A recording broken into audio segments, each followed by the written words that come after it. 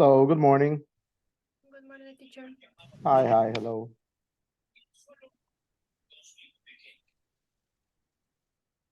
Progress.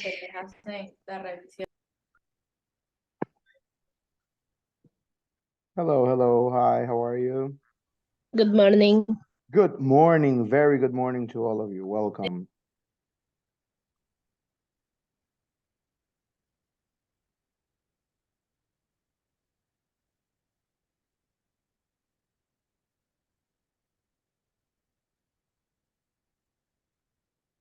All right, Miss Anais, no problem. Miss Daniela.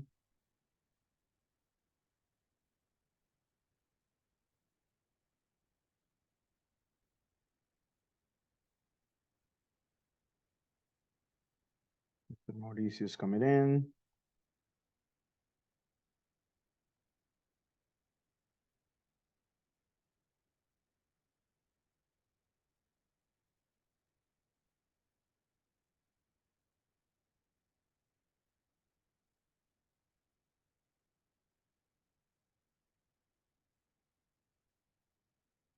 Miss Daniela is also coming in. All righty, ladies, gentlemen, good morning, welcome. Let's wait a couple more minutes for anyone else to arrive. Meantime, please turn your cameras on so I can start recording for the attendance, please. There I see you, Miss Carla. Thank you, Miss Jennifer. Thank you very much. Very much. Miss Maria Emilia, thank you for your camera. Miss Kayla, good morning. Thank you. Mr. Mario, good to see you again, sir. Welcome. Miss Valeria, good morning. Welcome. Good morning, teacher. Good morning, Miss Valeria. All right. Miss Julie, Miss Shira, may I see you on camera, please? Miss Ana Paula.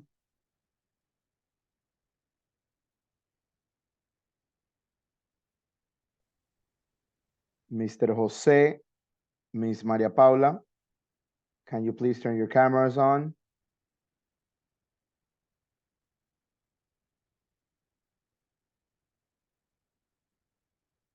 Miss Kelly, same, please. Miss Shira, very good morning to you. Always good to see you.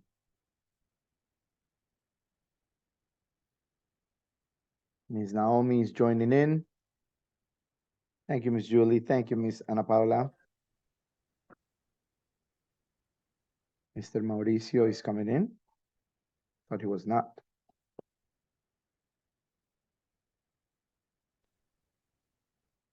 Hey, Miss Naomi, welcome. Good to see you. Very good to see you. Miss Daniela, could you please turn your camera on? Mr. Gabriel, the same.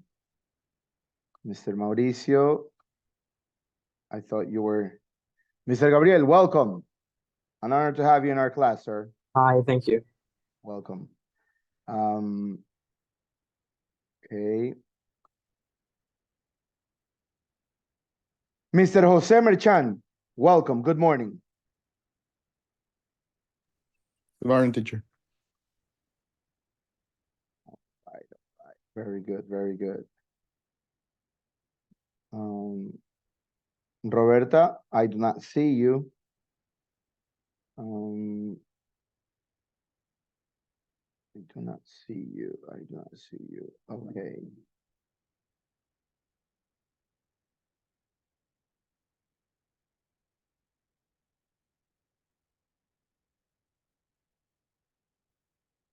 All right. 9/11, ladies, gentlemen. Welcome to all of you. Very good Saturday to all of you. Miss Roberta, now I can see you. Welcome. We missed your face. Good morning. Good morning. I hope you're feeling better since you were a bit sick. Okay, I hope you're feeling better. All righty. Ladies and gentlemen, please, let us begin by talking about, again, the use of your platforms. I have received quite some messages via WhatsApp or private message, like in the group or privately. And the questions were basically about the activities in Moodle. And just for you to know, the activities in Moodle are open at all times. They are never closed, okay? They will never be closed unless we provide some activity like the one I sent, which was created by me, and that one has an opening time and a closing time. Other than that, ladies, gentlemen, other than that, your activities in Moodle are always open, okay? They do not have to be closed by any circumstance, okay? So you need to remember, okay, that you also have Alticia, all right? Alticia activities count for some percentage of your passing grade. So Alticia is like 15, 20%. Okay, we have attendance, which is another percentage. We have homework, which is another percentage. We have a basic project, which is kind of like, I don't know, a test, a summative assignment, and then our final exam, okay? So we started with one assignment, which was one piece of homework that I sent last week, okay? I'll give some time to, for example, Mr. Gabriel, who just registered, to do it within these coming days. But then the rest had a week to do the homework, okay? Had a week to do the piece of assignment that I sent about a news report using passive voice, okay? I've got the list of the people who send me the videos, okay? I received the videos via email. I have the videos. I have not watched them all, but I have watched quite a few, so I know you got the idea on what I wanted, okay? So I will present those videos to the coordinator in order to have some, you know, quality control on the activities, okay? Because they always ask for the material that we have worked, evidence and everything. So please make sure you do the exercises on Moodle. Make sure you work them correctly where it says drag and drop. If you find a problem in the exercises, text me immediately so I can see what's going on. But don't do the exercises, and once you have the result, you let me know. As you are working, if you try one piece of the exercise and it's not working properly, or according to what you think it should be working like, send me a message, okay? Do not wait any longer. The longer you wait, the more complicated it would get for me to send evidence to the coordinator or to the administrative part, and they would give me a reason or a way to proceed, okay?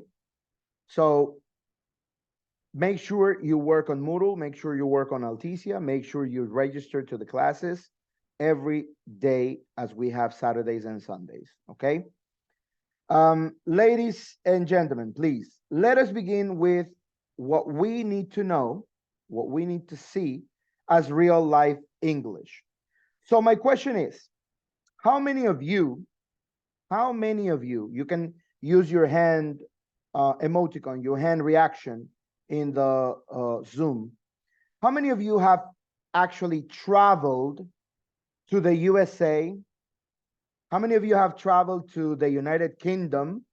How many of you have traveled to Canada? How many of you have traveled to Australia? How many of you have traveled to any speaking country in English, to any English speaking country? You can use your reaction, your hand reaction. How many of you have traveled to the US, which is basically like the most common part? So Maria Roberta, okay. Has anybody else? Mr. Jose Merchan also, okay. Miss Maria Emilia, Miss Valeria, okay. How many others of you have traveled to the US? Mr. Mario, okay. You're clapping because you're congratulating them, or you're clapping because you have also traveled? The handy. Just like raise your hand. Mr. Mario is looking for the reaction there. There we go, Mr. Mario. Excellent. All righty. So, only four of you have traveled. Okay, no problem. The question is intended to our activity to begin today's class. Okay, we're going to watch a video. We're going to watch one of these real life videos based on common English, based on the way people should speak in English, naturally, spontaneously, without, españolismos, without thinking in Spanish, because that is a problem, okay? We need to make it fluent, we need to make it natural, we need to make it spontaneous, all right? That's what we need to understand on this exercise, okay? It's about a lady who's living in the US, okay? We will see where she lives and what she talks about, okay? Let me screen share with you this video, please. And let's see what it is about, okay? It's a short film about a lady. She will give us her details and her experience, please.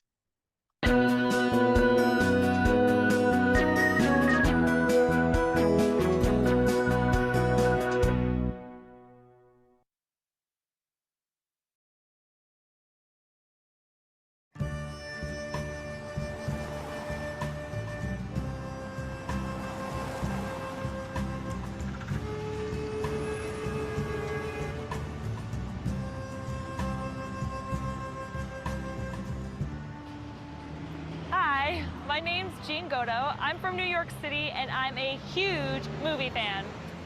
I've lived in New York all my life, and for a film buff like me, it must be the greatest place in the world. Walking through the city is like walking through one gigantic movie set. You can see famous movie locations wherever you go.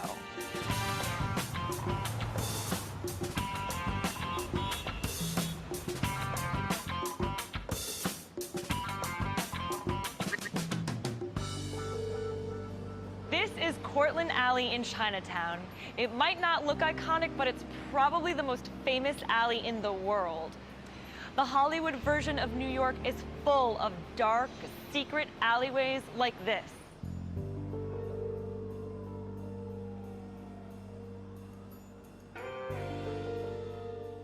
You know the type. Rusty fire escapes,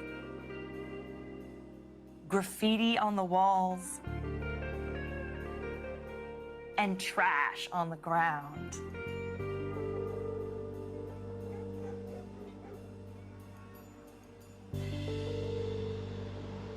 But in the real New York, there are hardly any alleyways at all.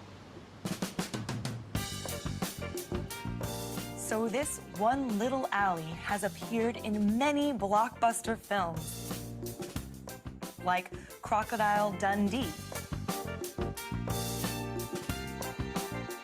TV dramas like Boardwalk Empire, and of course, New York cop shows like NYPD Blue and Law and Order.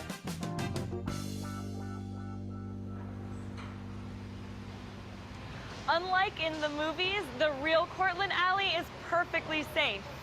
The most dangerous activity here is construction work.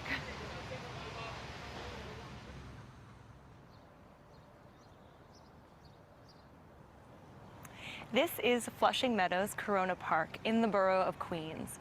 I used to live near here, and it's still my favorite park in New York. And it's also the setting of one of my all-time favorite movie scenes, the climax from the first Men in Black. In the film, Agent J, Will Smith, and Agent K, Tommy Lee Jones, shoot down a huge UFO just over Flushing Meadows. It crashes straight into this, the Unisphere, which was built as the centerpiece of the 1964 World's Fair. The park became the ultimate symbol of the space age. And the creators of Men in Black were able to use the Unisphere to create the perfect sci-fi setting. Flushing Meadows might have the space age factor, but Manhattan is still the most recognizable area in New York. And nowhere is as iconic as the Empire State Building. When it first opened in 1931, the Empire State Building was already world famous. It was the tallest structure in the world and symbolized the modern age. In 1933, it became an international icon when it starred in the movie King Kong. The film was an instant classic. The image of a giant ape clinging to the top of the building is still one of the most famous in cinematic history. In fact, this one building is almost as iconic as the city itself. Almost, but not quite. New York has appeared in thousands of films. People who have never been here feel like they know the place. You should come and see the city for yourself. It really is just like the movies.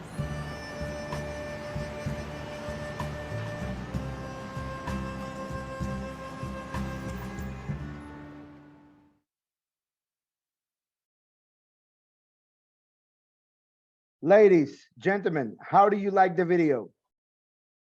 What do you think about the video? Did you like it? Did you see it as realistic? What do you think about the video, Miss Ana Paula? Tell me your opinions. Tell me your comments about the video.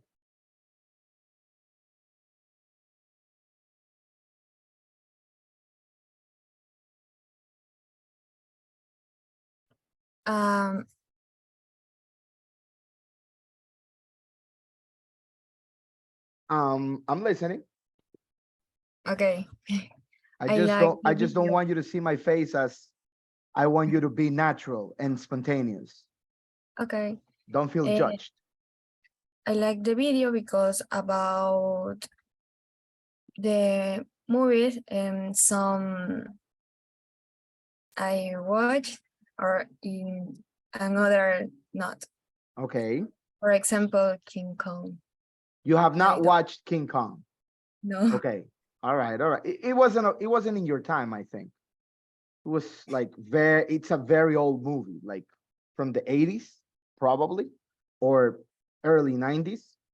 All right. Thank you very much. Miss Maria Roberta, what do you think of the video? I liked it. I have never been to New York, though. You've never been to New I York, have though. not watched King Kong. Uh-huh. No, I have never been there. It looks nice. It looks nice. Okay. Where have you been in the Yes. States? Miami, Orlando.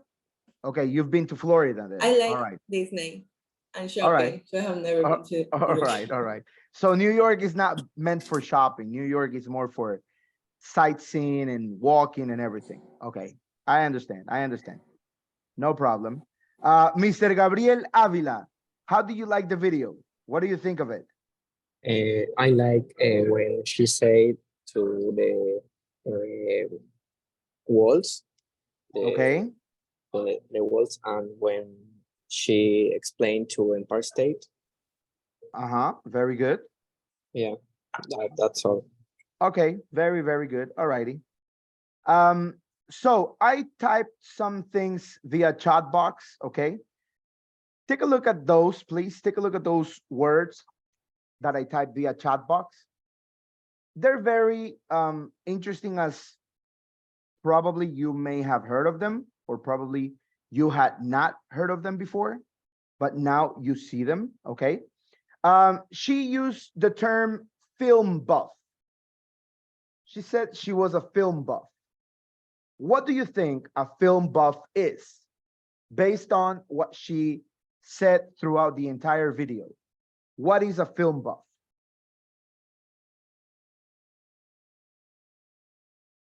Volunteers? Anyone who would want to say what a film buff is? Miss Valeria, Mr. Mario? Any idea? No. So basically, she was talking about the movies that she has watched throughout her time, okay? She's talking about the videos and movies that have been filmed on the location, the entire location, okay? Which is New York City. So a film buff is basically a person who's very attracted to videos or to movies, okay? She's always searching for new films, and basically that's what it means, all right? A film buff is a film addict, a film hunter, okay? A film obsessed. The word gigantic, okay? Gigantic. Cuando hablamos de gigantesco, gigante, enorme, we say gigantic, okay? Fíjense cómo esa primera G suena G, como una Y, gigantic. La segunda suena como G tal cual. Gigantic, okay? Hay un equipo de béisbol que se llama Giants. Hay un equipo de fútbol americano que se llama Giants. So we know out of common use that GI means or sounds as gi. Giants, gigantic, okay? The third word is iconic. We all understand it. Iconic. Esa primera I suena I, iconic, no es iconic, okay? The fourth word is alley, okay? Alley, not alley, alley, which is pasillo, corredor, okay? Callejón, that's an alley. Then I gave you some other words. Blockbuster films. There was a video store called Blockbuster, okay? Blockbuster.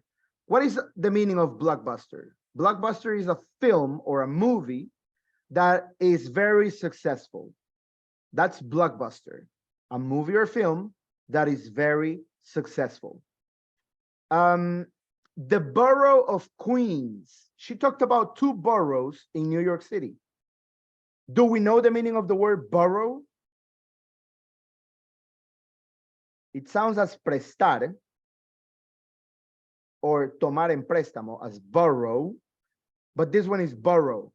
Sounds a bit different. Borough, borrow, borough, borrow. Borough means condado, okay? To our Spanish, like canton, probably, okay? So we have 5 boroughs in New York City, okay, or in New York State, 5 boroughs, which is Manhattan, Queens, Brooklyn, the Bronx, and Staten Island, where the Statue of Liberty is, okay? So we have those 5 boroughs. Ese borough es condado, all right? The word climax, we all understand it. In literature, we have seen it. Climax is the highest point, the highest emotion point, the highest sensation part. That is climax. Then we had the word or the abbreviation UFO, which is an unknown flying object, un objeto volador no identificado, como un ovni, okay? So UFO means ovni in Spanish. The word Manhattan. Ella nunca dijo Manhattan. Sí, ustedes pueden decir Manhattan, pero eso suena como que muy españolizado. It sounds very Spanish. The way she said it was Manhattan. Esa T o doble T, por lo general los americanos la hacen como un sonido trabado en la garganta. Manhattan. Es como cuando ustedes ven las películas de Marvel, de los superhéroes, y escuchan en inglés cómo lo llaman al Capitán América. Nunca le dicen Captain America. El nombre es Captain America. Hay una caja de cereales de un viejito pirata o capitán de un barco que se llama Captain Crunch. Nunca se dice Captain. Captain, well, yeah, you can say it, but it sounds Spanish-like, not American-like. Okay? So Captain America, Captain America. Manhattan, Manhattan. So it's just simple practice. Es práctica simple. A quien se acostumbra a hacerlo, lo podrá hacer toda su vida. So you can say Manhattan, yes, or Manhattan, no problem. Captain, captain, no problem. Okay? The word starred es un verbo, okay? It comes from star, como protagonizar o tomar parte en una película, okay? Starred, protagonizó, apareció en la película. Por eso al final de las películas vemos la palabra starring, starring, que es todo el elenco, todos los protagonistas de la película, todos los actores, all right? Then the final word was ape. We have monkeys, we have gorillas, we have orangutans, okay, como específicos para cada animal de la rama de los simios. Pero ape es simio en general, como el global, ape. Por eso cuando ustedes ven la película, el planeta de los simios es The Planet of Apes, okay.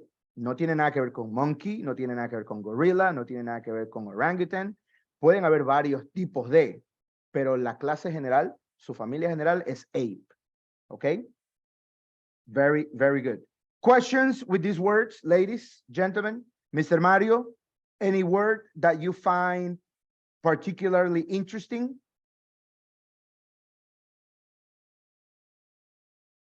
Do you have any question with any of the words? No? No, teacher. All right. Very, very good. Miss Ana Paula, any question with any of the words? Miss Kayla, questions with the words? No? All clear? All righty. All righty. So please, let's rewatch the video. Okay, let's watch it over. So you follow the words that I've been giving you and analyze some other aspects within the video, okay? Please, let me play the video over.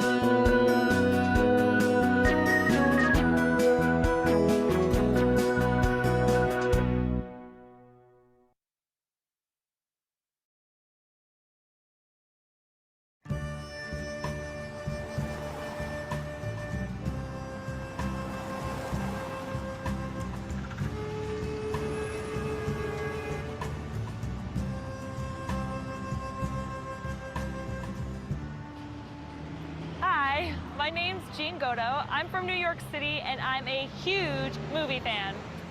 I've lived in New York all my life, and for a film buff like me, it must be the greatest place in the world.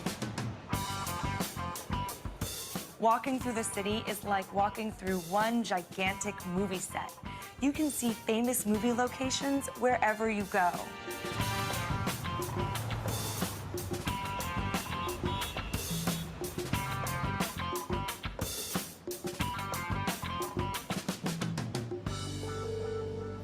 This is Cortlandt Alley in Chinatown. It might not look iconic, but it's probably the most famous alley in the world. The Hollywood version of New York is full of dark, secret alleyways like this.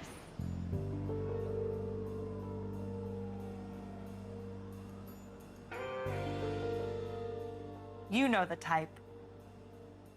Rusty fire escapes, graffiti on the walls, and trash on the ground.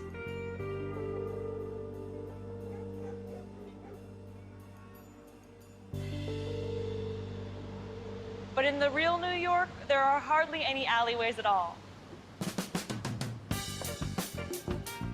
So this one little alley has appeared in many blockbuster films, like Crocodile Dundee, TV dramas like Boardwalk Empire, and of course, New York cop shows like NYPD Blue and Law and Order.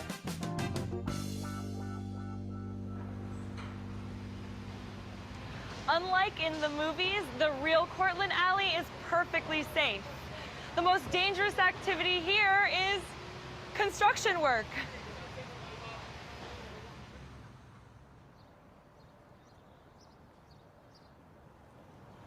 This is Flushing Meadows Corona Park in the borough of Queens. I used to live near here, and it's still my favorite park in New York. And it's also the setting of one of my all-time favorite movie scenes, the climax from the first Men in Black.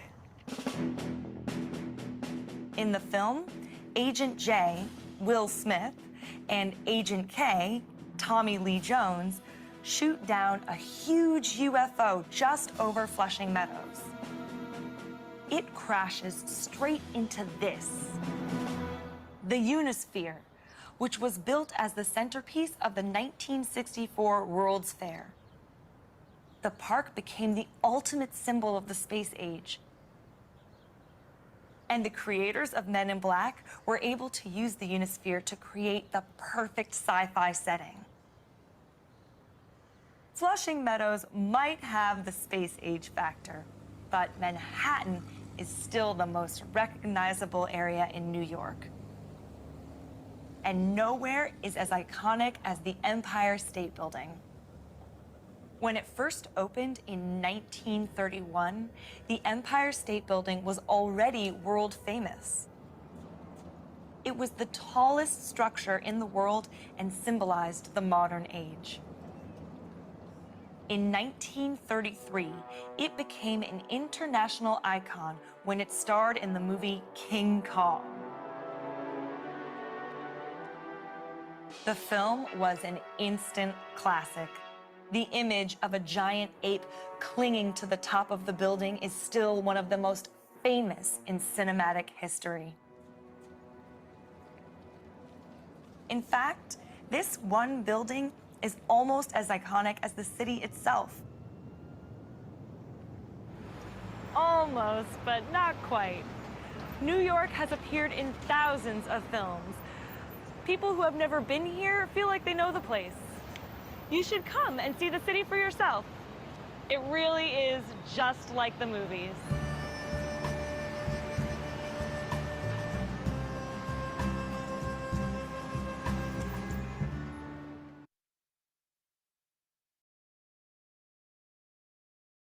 Alrighty, very good. So I hope you like the video. Notice how fluent and easy flowing your English should be. So basically, you will speak that way sometime soon, okay? It all depends on your motivation and your practice, okay?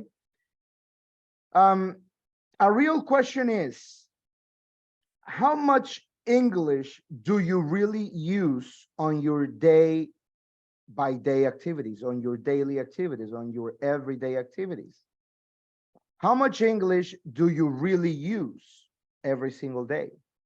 Miss Kelly, apart from coming to class on Saturdays and Sundays, what else do you do that requires your usage of English?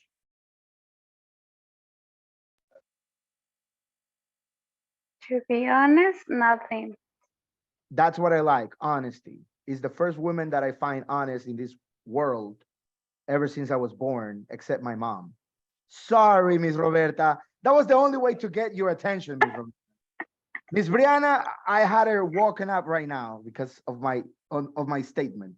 If not, Miss Brianna is still party rocking. Okay, ladies, gentlemen, it is quite important to understand how much English we really use. Okay, so Miss Kelly has made an interesting point, being realistic and being honest.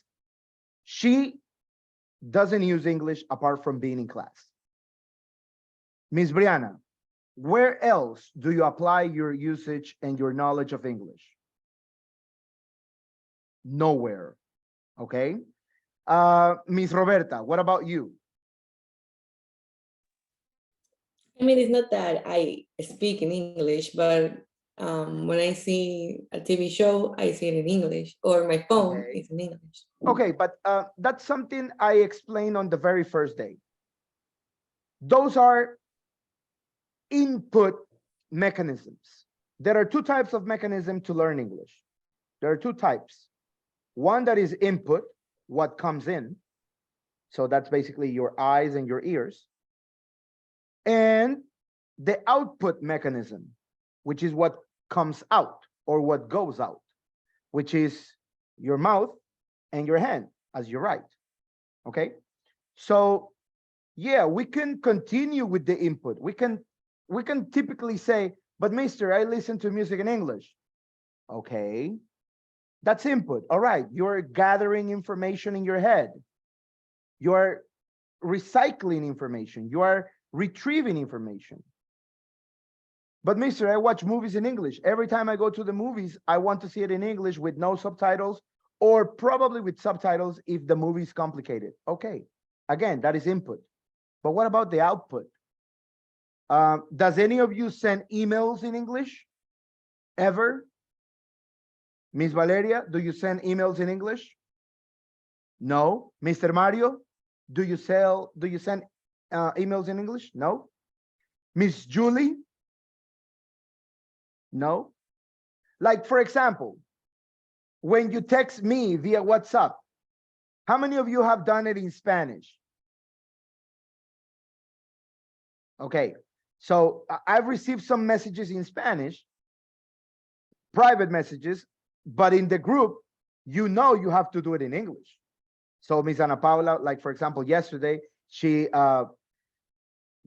texted a message trying or telling us to add someone into the group. Okay, that's good. It doesn't matter if you make mistakes. What matters is that you do it, you put it into practice. Because if not, you can keep on studying at Academia de Idiomas and keep on passing the levels and going onto higher levels. But what's really the point? The real point is to speak in English, write in English, listen in English, and see or watch in English. Yes. But we need to combine those 4 skills: reading, writing, listening, speaking. We need to combine them. Okay. Miss Brianna, last night's party, any music in English or just in Spanish? Just in Spanish. Reggaeton, salsa, merengue, bachata. So you see, okay, we need to, like, you know, adapt at some point until our second language, which in this case is English. We need to adapt ourselves. Okay. That's why when you send me a message and you do it in Spanish, I reply it in English. It's not because, mister, estamos en WhatsApp, escríbeme en español. No, we could do it, yes, but then we lose kind of the purpose. We lose the focus. We lose the objective, okay? So the point is that you need to practice in English. I don't know, it occurs to me right now. Ana Paula tiene tiempo libre y quiere practicar inglés. Escríbame en inglés. Mister, ¿cómo le va? ¿Qué es su vida? ¿En qué se halla? ¿Qué está haciendo? Pero en inglés. Do it in English. ¿Ok? Lo que se le ocurra decirme, mister, hoy, qué sé yo, me tomé una cola y me compré un sándwich de chancho porque estaba caminando por la calle y tenía hambre. But do it in English. So whatever you think, whatever you produce, do it in English. ¿Ok? Miss Kelly quiere conversar de alguna situación, qué sé yo, del trabajo. Ok. Mister, quiero comentarle un problema que tuve, but do it in English. Mister, I would like to tell you something that happened to me at work. Ok, entonces ahí trabajamos correcto uso del inglés, preposiciones, vocabulario, anything. If you don't want to do it, well, at some point you will have to. Okay, that's called survival. You will have to do it. Okay. Mr. Johan, good to see you, sir. Welcome. Miss Dana, I do not see you on camera, Miss Dana. Miss Sonia, where's Miss Sonia? There is Miss Sonia. I do not see you on camera, Miss Sonia, either. Okay, Mr. Jose, thank you very much. There I see you. All right. So, ladies and gentlemen, let me please share again what we're doing, okay? In our students book, please, let me go to our students book, okay? Let me go to our students book right here. And we have these ideas, these two exercises that are called Can You? Can you understand this text? Exercise number 1. Can you understand these people? Exercise number 2. Can you understand this text? It's basically reading and answering. Can you understand these people? Is listening and answering, okay? Read the text. Do you know of any similar theatrical superstitions in your country? What are they? So basically, this is a text called Theatrical Superstitions. Do we know of any similar theatrical superstitions in our country? We will talk about it after we do the reading, okay? So we go down, please, onto the reading. Theatrical superstitions. Along with sports players, theater professionals are considered some of the more and most superstitious people around. These are some of their more common beliefs and practices. Okay? Miss Brianna, could you please help us with not wishing good luck? Not wishing good luck. Generally, it is considered bad luck to wish someone good luck in theater. Before a performance, it is traditional for the cast to get together and prevent bad luck by wishing each other bad luck. English actors used to say each other, "I hope you break a leg." And even today, actors and musicians often say break a leg to each other instead of good luck before they go on stage. All right, very good. So it says not wishing good luck. Miss Brianna, luck, with an O, not with an U, not good look, porque look suena a ver. Luck, como con una O. Suena casi que al lock del seguro, como cierra la puerta o asegura la puerta. Lock the door. So good luck. All right. Yes. Now notice, ladies and gentlemen, that there is an English saying, hay un dicho en inglés, that is break a leg. Como traducido al español, quiebrate una pierna o rómpete una pierna. Okay. But notice the message. It is a superstition to say bad luck in order to have or wish good luck. Tienes que ir como que al opuesto. Para desearle buena suerte a alguien, tendrías que decirle mala suerte o deseárselo. ¿Ok? Entonces ese break a leg no es como que algo malo, sino es supersticioso para algo bueno. ¿Ok? That's what it says. Generally, it is considered bad luck to wish someone good luck, contradictory, in the theater. Before a performance, it is traditional for the cast to get together and prevent bad luck by wishing each other bad luck. English actors used to say to each other, "I hope you break a leg." And even today, actors and musicians often say break a leg to each other instead of good luck before they go on stage. Okay? So the word suerte, luck, the word teatro, theater, okay? Esa TRE la podemos cambiar a TER, okay? I will use the chat box to understand generally on that idea. So theater is the same as theater, okay?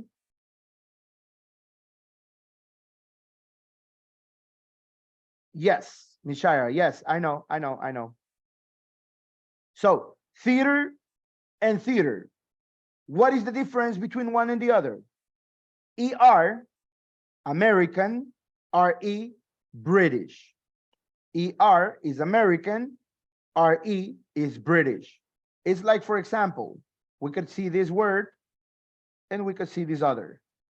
Center and center. They sound absolutely the same, center, center, but notice the spelling, okay? We could change in terms of American English and British English, okay? That's for you to have it in your heads and remember completely this topic, okay? That's something we need to check. What else, ladies and gentlemen? What else? Whistling. Mr. Jose Merchan, could you help us with the reading on whistling? Okay. Whistling. It's considered bad luck for an actor to whistle on or off the stage. Original stage crew were often hired from ships which were in port and whose sailors were temporarily unemployed. These sailors, as they did on ships, often used special whistles to communicate scenes change to each other. If an actor whistled, this could confuse the sailor into changing to the set or scenery at the wrong time. Very, very good, Mr. Jose. Thank you very much. So, whistling, we last week talked about some actions with parts of the body, and we remember what to whistle was. To whistle is or was to make a sound with air from your lips and your mouth. So whistling is silbar, okay? It is considered bad luck for an actor to whistle on or off stage. Original stage crews were often hired from ships which were in port and whose sailors were temporarily unemployed. These sailors, as they did on ships, often used special whistles to communicate scene changes to each other.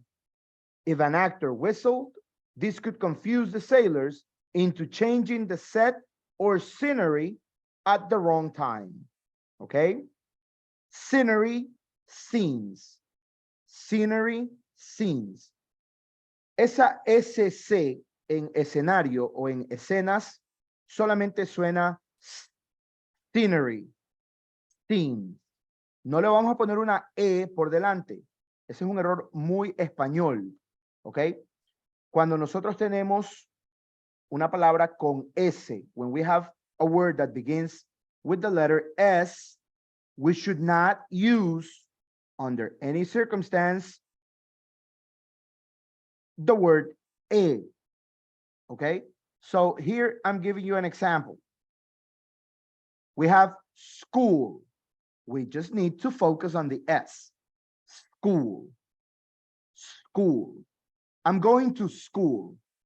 Some people are going to school. Okay? Así como decimos some, no decimos some, no debemos decir school. No debemos decir scene. A scenery. Just scene, scenery, school, subject, some. Okay? That's simply what we need to say. All righty? So, Mr. Jose Merchan, thank you very much on your reading. Sorry, I went down too far. Mr. Johan, please get ready for the next one, please. Mr. Johan gets ready for the next one. Let me just go up here. Not without an audience, Mr. Johan, that is yours. No without an audience. It is considered bad luck to complete a performance of a play when there is no audience. For this reason, actors never say the last line of a play during production. Companies, people, usually friends, family, and reviewers, to attend the dress rehearsals. All right, no problem. It's okay. It's okay. It's all right, Mr. Johan. No problem on that word. Very good reading. Even though I had some complication with your, I believe with your signal, with your internet connection. So, not without an audience. Recuerden que esa AU en audiencia suena como una O. El fonema AU es O, audience. ¿Ok? Recuerden cuando decimos tío, decimos uncle, porque es una U. Cuando decimos tía, decimos aunt, porque es una AU. Son fonemas. ¿Ok? Uncle, aunt. Suenan igual con la O, porque llevan una U en su escritura. Audience, uncle. Okay? We don't need to say audience, simply. So it is considered bad luck to complete a performance of a play when there is no audience.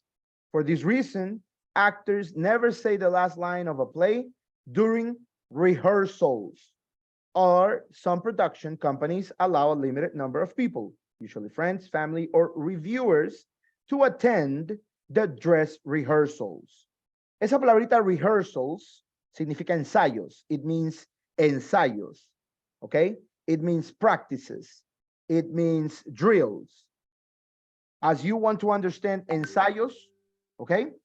Or preparaciones, rehearsals. All right? Esa H intermedia suena como una J. Rehearsals. Miss Shira, can we produce the sound of rehearsals? Can we pronounce it? Rehearsals. Rehearsals. Esa H como J. Rehearsals. Okay. Rehearsals. Miss Ana Paula, rehearsals. Rehearsals. Very good. Excellent, Miss Shira and Miss Ana Paula. Very, very good. Thank you. Okay. So we go with, ladies and gentlemen, the questions. Okay, we go with the questions. I went up too far again. This is not it. This is, here we go. Okay, let me just click lower on this. All right, so we are going to read the text again and choose A, B, or C. Well, we already read the text. Let's use our memory, please. This is an exercise of memory. Before a performance, actors often. Miss Maria Emilia, could you please help us with number 1? Which, in terms of memory, is the correct answer to you? A, B, or C?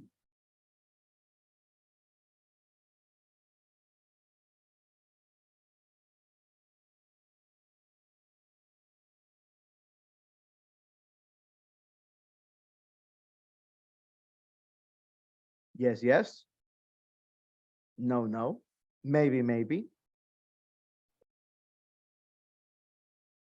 No? Okay, no problem, Miss Maria Emilia. Mr. Gabriel, help Miss Maria Emilia. A, B, or C in number 1? Before a performance, actors often wish each other bad luck. Okay. Letter B.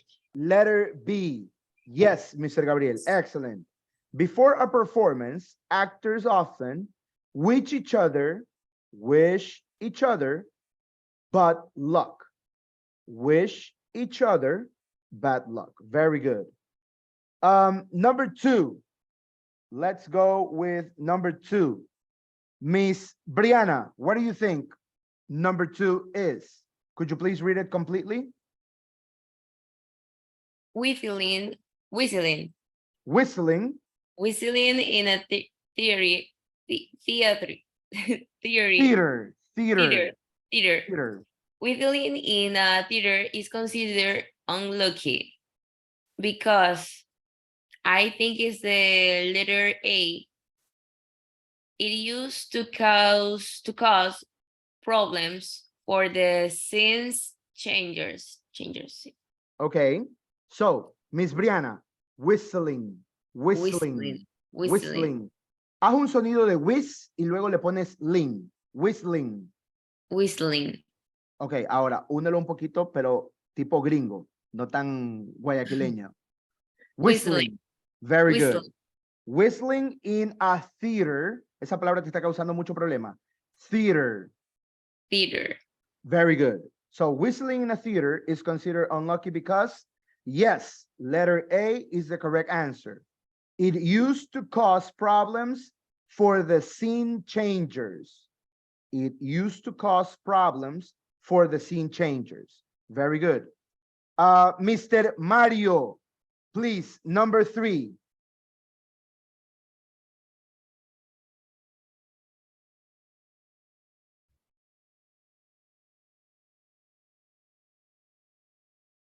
Mr. Mario? It is bad luck to. And listen me. Yes, I can listen to you now. Okay. It is bad luck Uh-huh. to. Wait. Okay. Letter A reaches any part of play with an audience. Okay. So it is bad luck to, in your opinion, letter A, rehearse any part of a play without an audience. I would not fully agree on that one. Who's got a different option on number 3?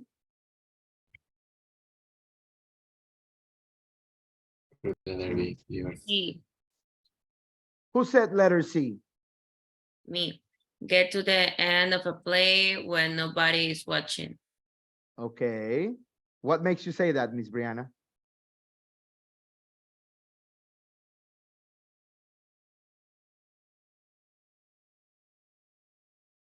Because in the text? in the text, it would say like it's the opposite of say good look. Okay. And it's like tell something to someone to like yes, I want the You want the reading? Yes, I'm sorry. yes.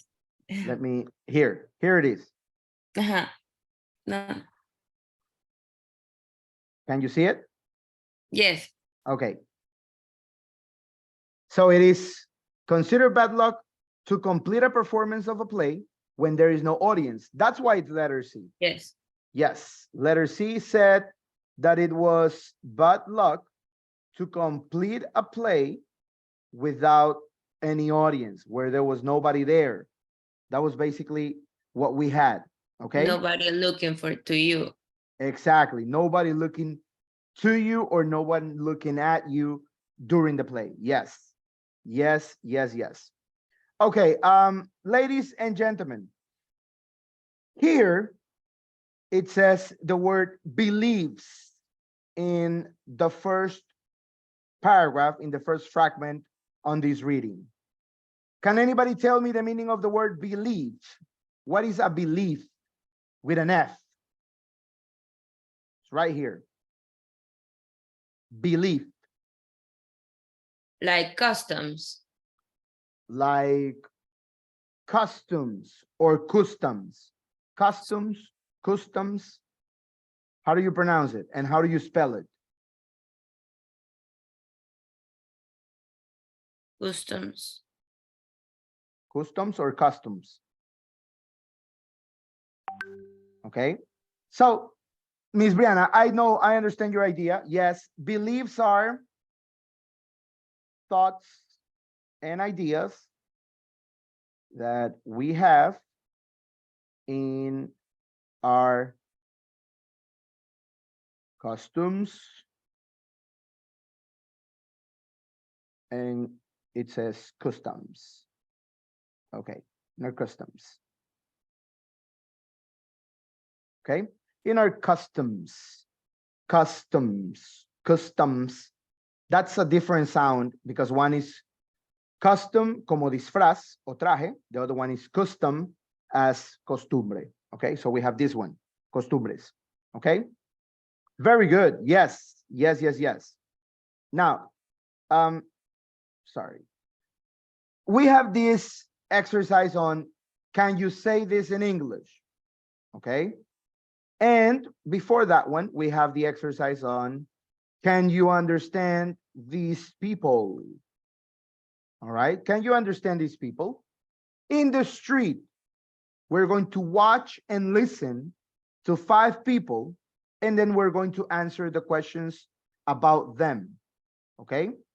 We're going to answer the question about these people. Okay. We have Maria, we have Adrian or Adrian, we have Ryder, we have Helen, and we have Liz. All right. Let me share different with you, please. Let me share different with you. So I have the file. Here it is. It's not short film. Let me see, it is here. Okay. Let me know if you see it and hear it, please.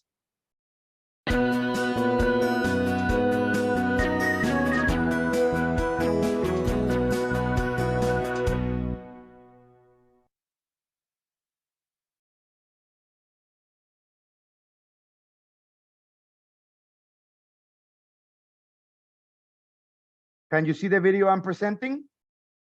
No. No? No, teacher. Okay. No, mister. No problem, no problem. Let me share it over, please. Let me share it over. Here it is. Can you see it now? Yes? Yes. All righty, very good. So remember, 5 people. Each of them will be talking about a specific situation, and then we go to the questions, all right? Watch it over. I will play it 2 times for you. I will play it 2 times, and then we go to the exercise.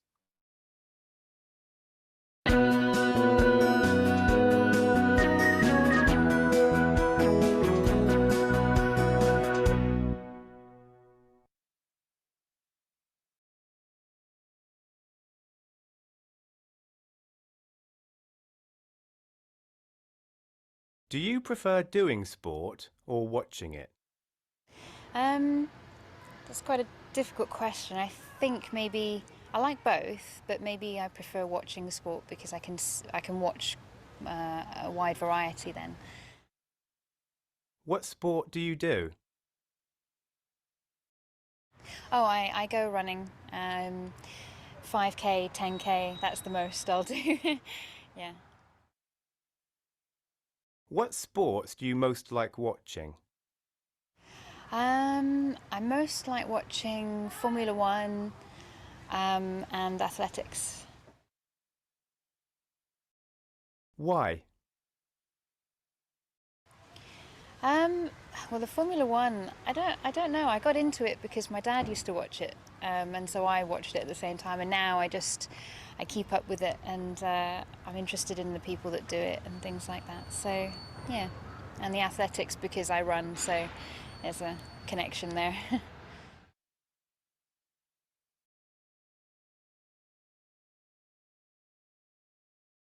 Do you know anyone who has gone out with someone they met on the internet? Yes, I do. I know of a couple of people. How did it work out? One person, an old friend of mine, it didn't work out that well because the person, I think, looked better on the internet than they did in real life. And the second person, I think they went on and got married, so I think it can work well.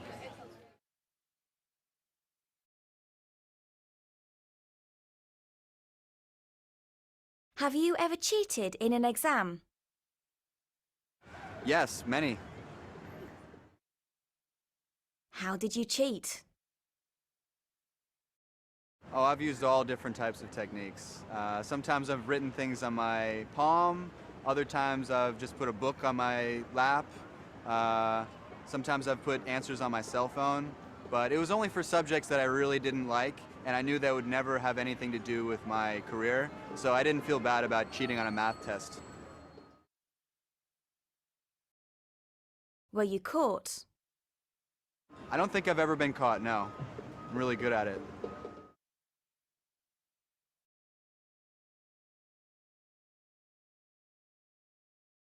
What's your favourite film of all time? My favourite film is Dirty Dancing.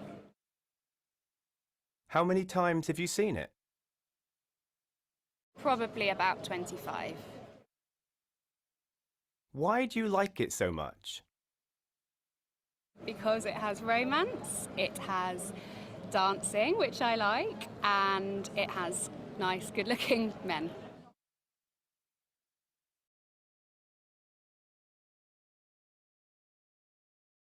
Do you have a profile photo? I do, yes. What is it? It is a picture of me wearing a silly hat at a hat party. Why did you choose it? Just because it was quite funny and yeah, I look quite strange in it, but I think it's probably a bit more exciting to have that than just a standard pose.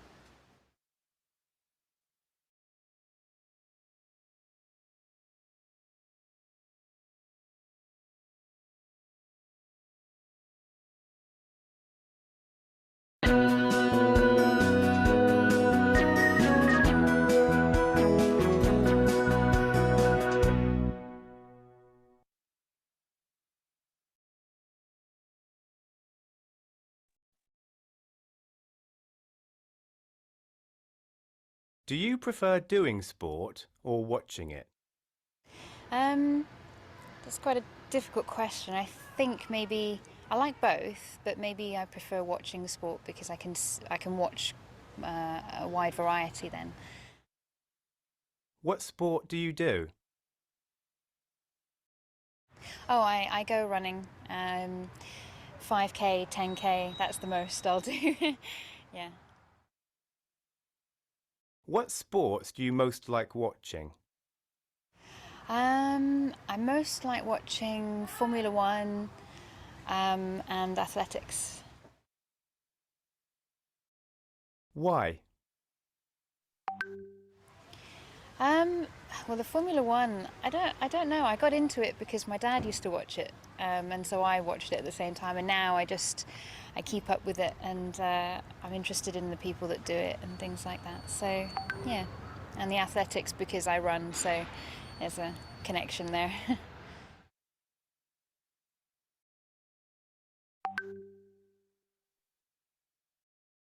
Do you know anyone who has gone out with someone they met on the internet? Yes, I do. I know of a couple of people. How did it work out?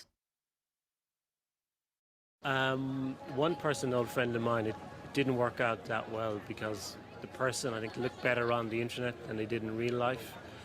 And the second person, I think they went on and got married, so I think it can work well.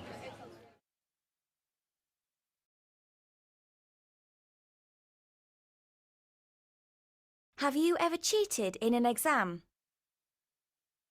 Yes, many. How did you cheat?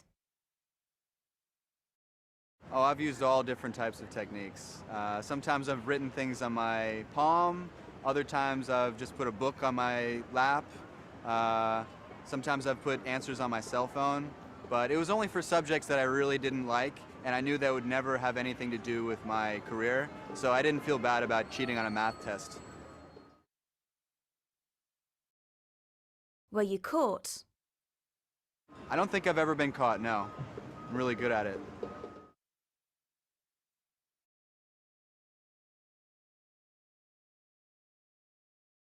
What's your favourite film of all time?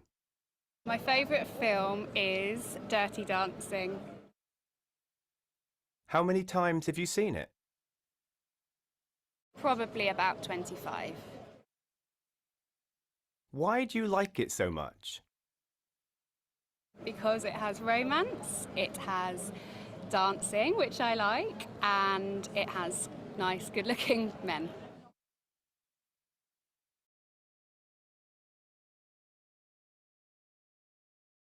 Do you have a profile photo?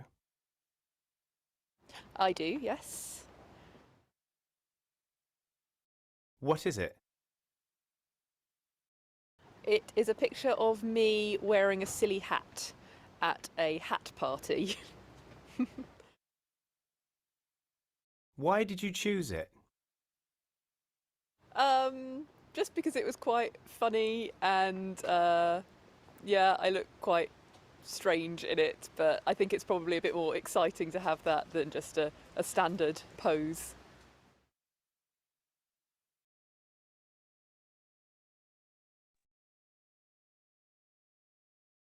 Alrighty, ladies, gentlemen, let us check our exercise. Let's see what we have in our exercise, please. Let us see what we have in our exercise. Okay. Let me screen share with you the exercise, please. Here it is. So we have Maria, Adrian, Ryder, Helen, and Liz. And I typed 2 questions via chat box. Where do you think Maria is from?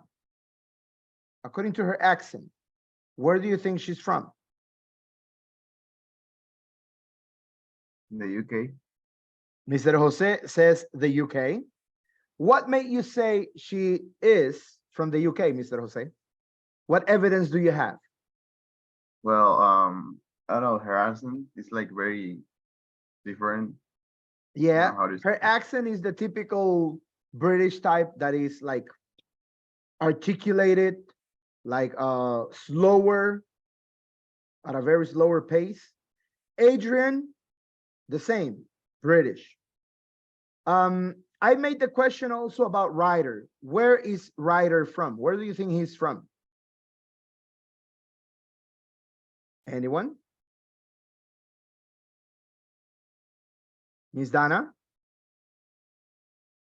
Where do you think is Ryder from? I don't know, Mr. You don't know? Miss Kayla? Talk to us, Miss Kayla. As we can all see, we can only see your eyes, Miss Kayla. Not Kayla, I'm sorry. Yes, Kayla. Yes, Kayla. I cannot see you your complete face, Miss Kayla. So Kayla, where do you think is Ryder from?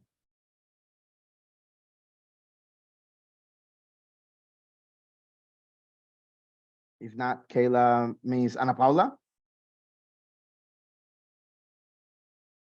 No, Miss Ana Paula? Tell us. Teacher, I repeat the question. I don't Where, understand. okay, where do you think is Ryder from? Okay. Maybe at the United States. Maybe from the US, maybe from the United States. Okay. What makes you say he's from the US? What evidence do you have? What support do you have to tell me he's from the United States? Maybe the expression the shit it. Okay. All righty. Okay, no problem. Yes, basically I typed that in the chat box. There are 2 different accents within the video, okay? 4 people, 4 out of the 5 had the same accent, which was British. Maria, Adrian or Adrian, we had Liz, and we had the other lady, okay?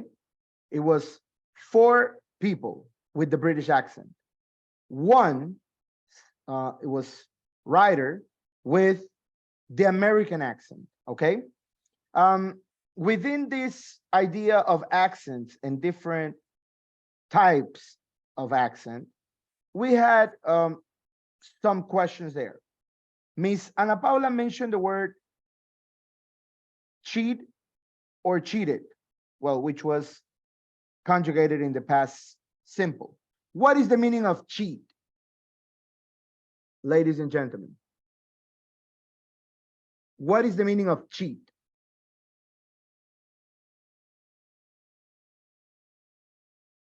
Can anybody tell me? Miss Kelly, Miss Roberta, what is the meaning of cheat or cheated?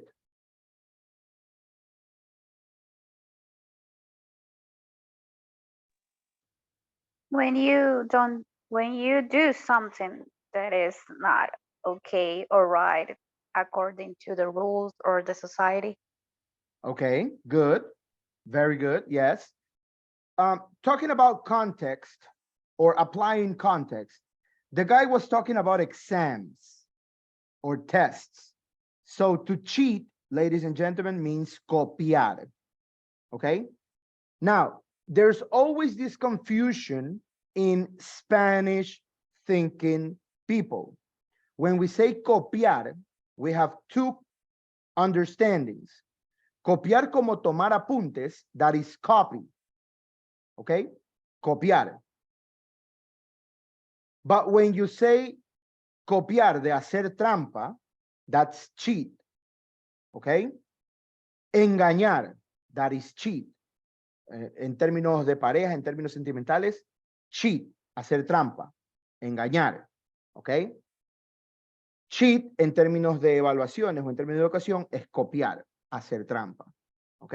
Entonces, por ejemplo, si ustedes están en un examen y dicen, bueno, que Kelly le está copiando a Mario y decimos Kelly is copying Mario, it's wrong.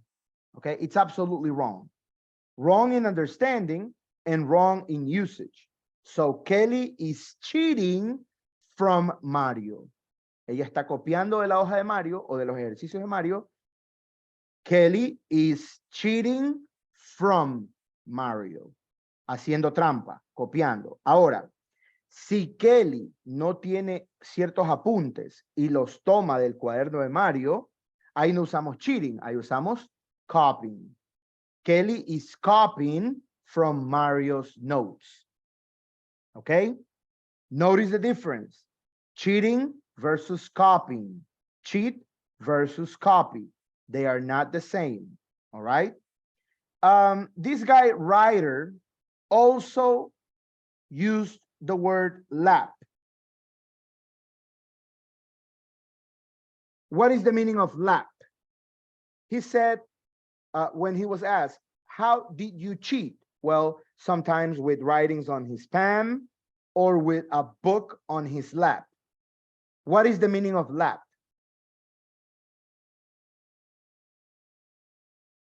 Who can tell me the meaning of lap? Miss? It's Yes? like the upper part of the leg. The upper part of your leg, Miss Roberta, right on the spot. Yes. Lap, ladies and gentlemen, es la parte superior o frontal de tus piernas, como que tus muslos. Those are your laps, okay? Por eso la computadora personal, portátil, se llama laptop, que va sobre tus muslos. Laptop, ¿ok? Laptop. Porque si ustedes se daban cuenta, en las películas de antes, cuando recién ya se empezó a trabajar con la computadora, se la ponían sobre los muslos. That's why it's called a laptop, ¿ok? A laptop computer. It goes on top of your laps, all right? Very good. Let's check the exercises, please. Can you understand these people? Let us analyze. Number one, Miss Roberta, can you help us with number one, please?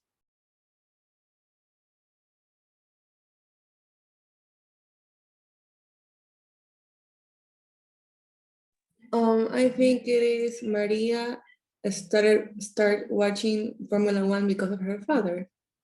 Maria started watching Formula One because of her father. Okay, we will analyze and we will check. Okay, let's go with number two, please. Miss Kayla, can you please read number two and give us your answer?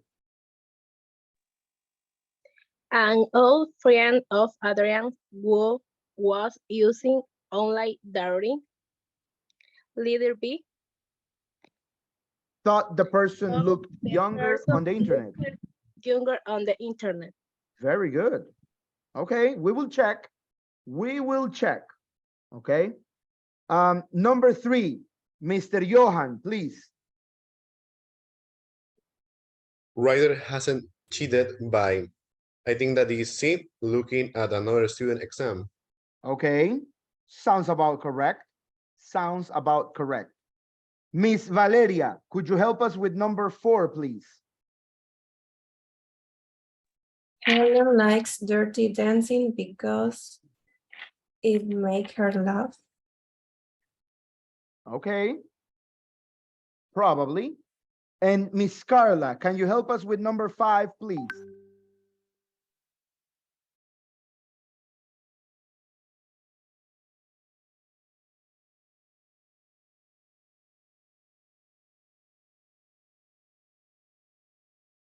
Miss Carla.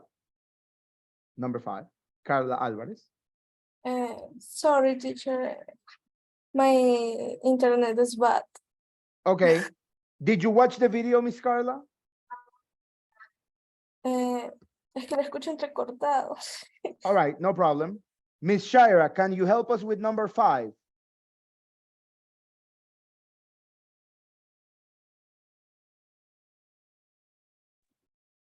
A. You think letter A, attractive? Okay, we will check. We will check. It's no problem. Let us see. Let us see, please. Can we understand this text?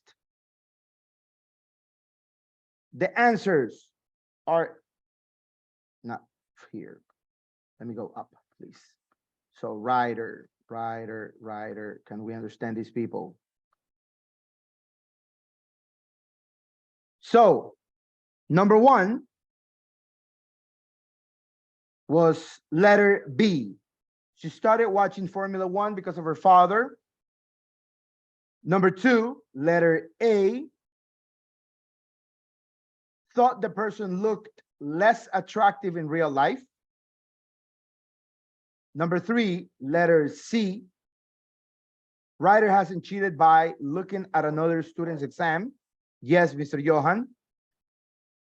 Number 4, it's letter B.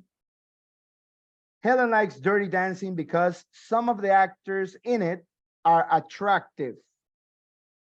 And number 5 is letter C. Number 5 is letter C. Liz chose her profile photo because she looks unusual in it. Basically, more than unusual, silly. Okay, but okay, no problem. That is what we have in the answers. Okay. Can you say this in English? Can you say this in English? Do the task with a partner. Tick the box if you can do them.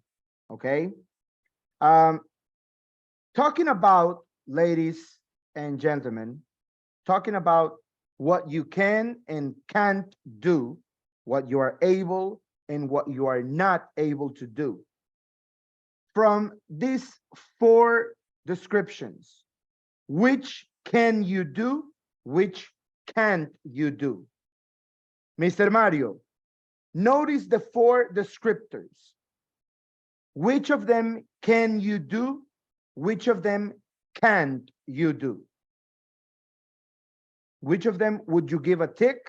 Which of them would you give a cross?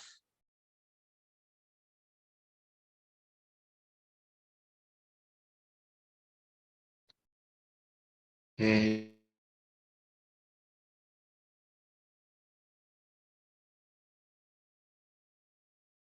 You got frozen, Mr. Mario. Please. Yeah, your camera is kind of frozen. It got frozen. Notice the 4 aspects, okay? Notice the 4 descriptors. Type on the chat box so you don't get frozen again, Mr. Mario. No problem. Type via chat box. Miss Sonia, how are you doing? It's always good to see you, but I do not see your face, Miss Sonia. Lower your camera a little. Which of them can you do, Miss Sonia? Which of them can't you do? Miss Kelly, the same question to you.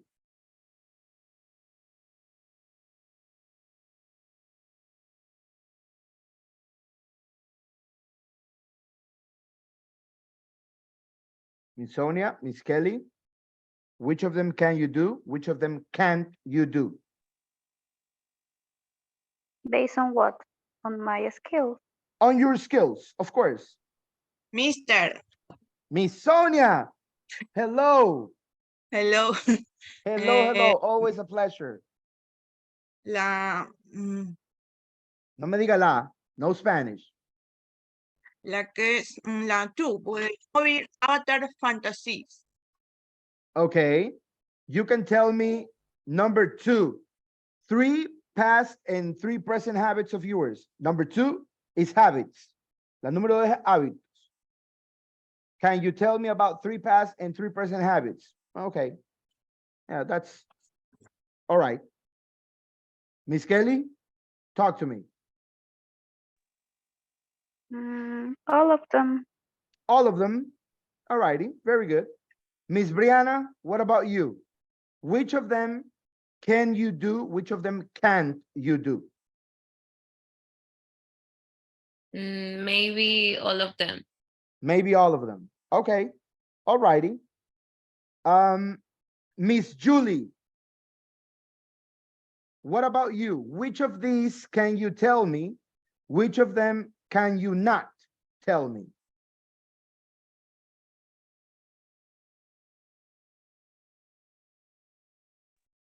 Can you not? Okay. Which of them can you not tell me? ¿Cuál me puede decir? ¿Cuál no me puede decir? Out of those 4 descriptors, can you tell an anecdote about something that happened to you? Can you talk about 3 past and 3 present habits? Can you describe a film? Can you make deductions? Yes. Describe a film. Okay, you can describe a film. Yes, because we did it. We did it like 2 weeks ago when we started our course. All righty. Ladies and gentlemen, we are going to use these 4 descriptions. Okay, please. We're going to use these 4 descriptions to work in groups. Okay, please screen capture this part right here. Screen capture this. Can you say this in English? All right. So I will make the groups. I will create the rooms, and you will be given 1 option. You will choose, your groups will choose one of the 4 options to make a report, to produce some lines to express your ideas. Okay? Ladies and gentlemen, please screen capture that fragment, that section. Can you say this in English? And I will create the rooms. All right? Let me start right now with creating the breakout rooms, and you will randomly be assigned. Okay? 4 or 5 participants, 3, 4. We are uneven today. Okay, 6. There we go. The rooms have been created, ladies and gentlemen. They are going to be open right now. Please join in your rooms. Join in your rooms, please.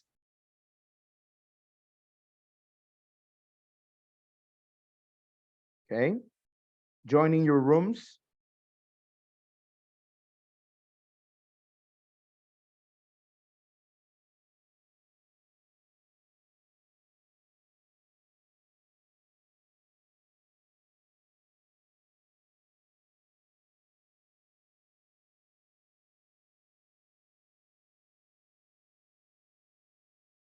Okay, Julie.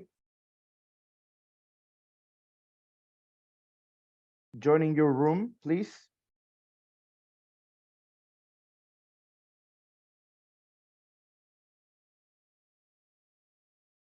All right, very good. Everyone is in the room.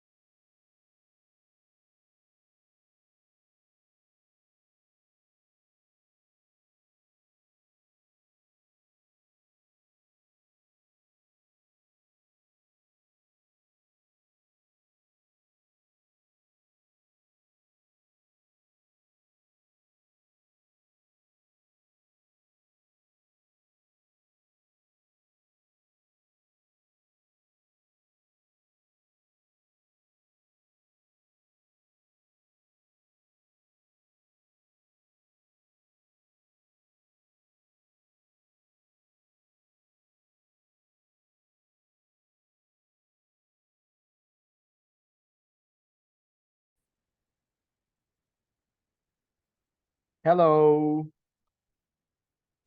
Hello, teacher. Hello, hello. How are we doing? ¿Cómo vamos? How are we doing with our exercise? Excellent. What did we choose? The anecdote. We choose the talk about 3 past and 3 present habits. Okay, 3 past and 3 present habits. All right. You can work it in group, like the structure, and you can use individual ideas if you want, okay? All righty. Miss Naomi, everything all right? Yes. All right, very good. Excellent. All right, all right. So let me know if there's any question. You can use the chat, okay? You can use the chat box. Let me go to a different room. Hello, Miss Maria Emilia, Miss Sonia. Hello, Miss Sonia. How are you? ¿Cómo vamos? How are we doing, Miss Sonia?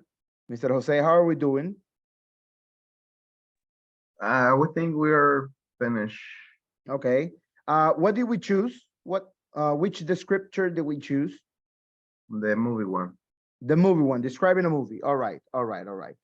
Very good. Remember, we're talking about setting, where the movie was set, what was based on, all the general aspects of describing a movie, okay? So no questions, everything is ready. Okay, good, good, good, good.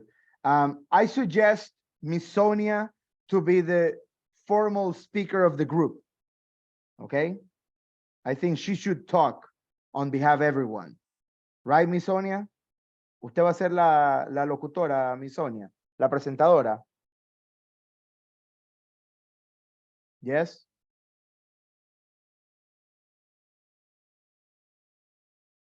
Ahí me deja sin responder, Miss Sonia.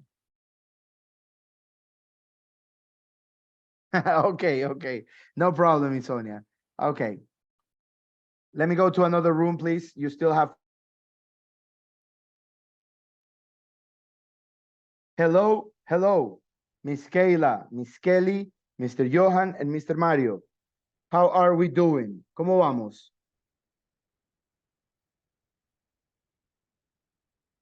Fine, teacher. All right, I good. finished. You finished? Okay. You have finished as well, Miss Kayla. Good. Miss Kelly, Mr. Johan, how are we doing? Great. Great. Which category did we choose? Which description did we choose? The movie. The movie. The movie. The All movie right. description. The movie description. All right, all right. That was okay.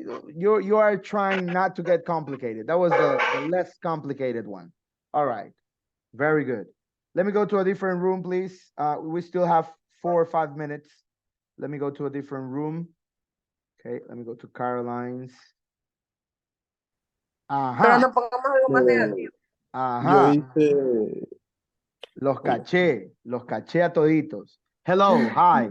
Hello, hello, Miss Caroline. Hi, All right. Miss Shira, hello. So how are we doing? What did we choose? Letter 4. Number 4? Yes. Number 4, you're talking about the Deduction about the deduction about a famous person. Okay, good, good, good, good. Perfect. All right. So no questions. All clear. Yes, Miss Yes, Valeria? teacher. All right, very good. Miss Shira? ¿Cómo No. vamos, Miss Shira? ¿Todo bien? Yeah. Excelente, Miss Shira. Excellent. Miss Shira, excellent. All right, very good. Thank you. All right, I'm going to a different room. We still have 3 minutes before time's up. Okay, let me go to. Thank you, Mr. No problem. Let me go to Miss Anais.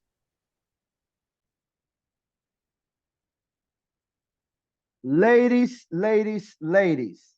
Hello, hello, hello. How are we doing? ¿Cómo vamos?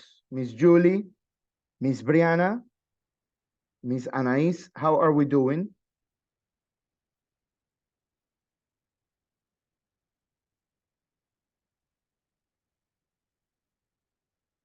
Julie, Brianna, are we there? Yes, mister. Yes, Miss Brianna, excellent. ¿Cómo vamos? Fine. Fine. Sacara de 5 de la mañana. Very good. Excellent. Excelente, espectacular. All right. All right. Which category did you choose, ladies? Mm,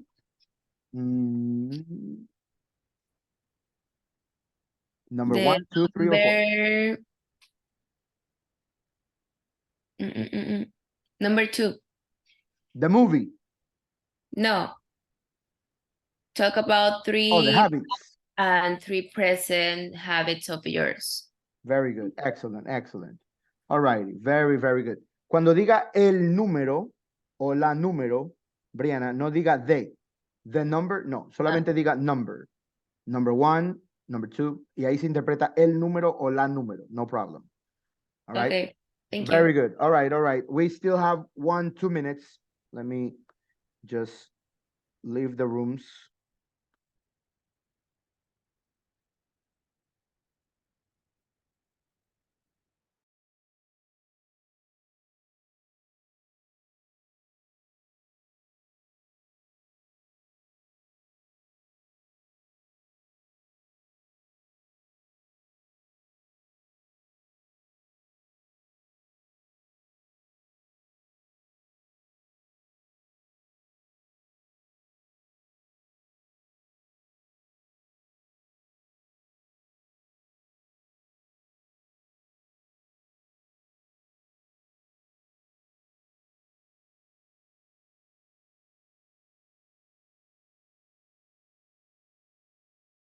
All right.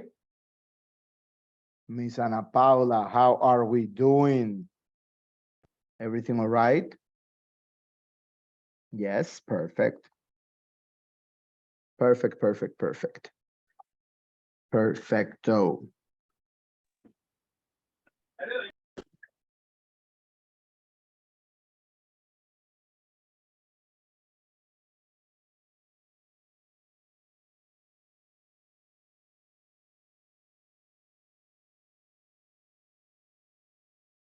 So, ladies and gentlemen,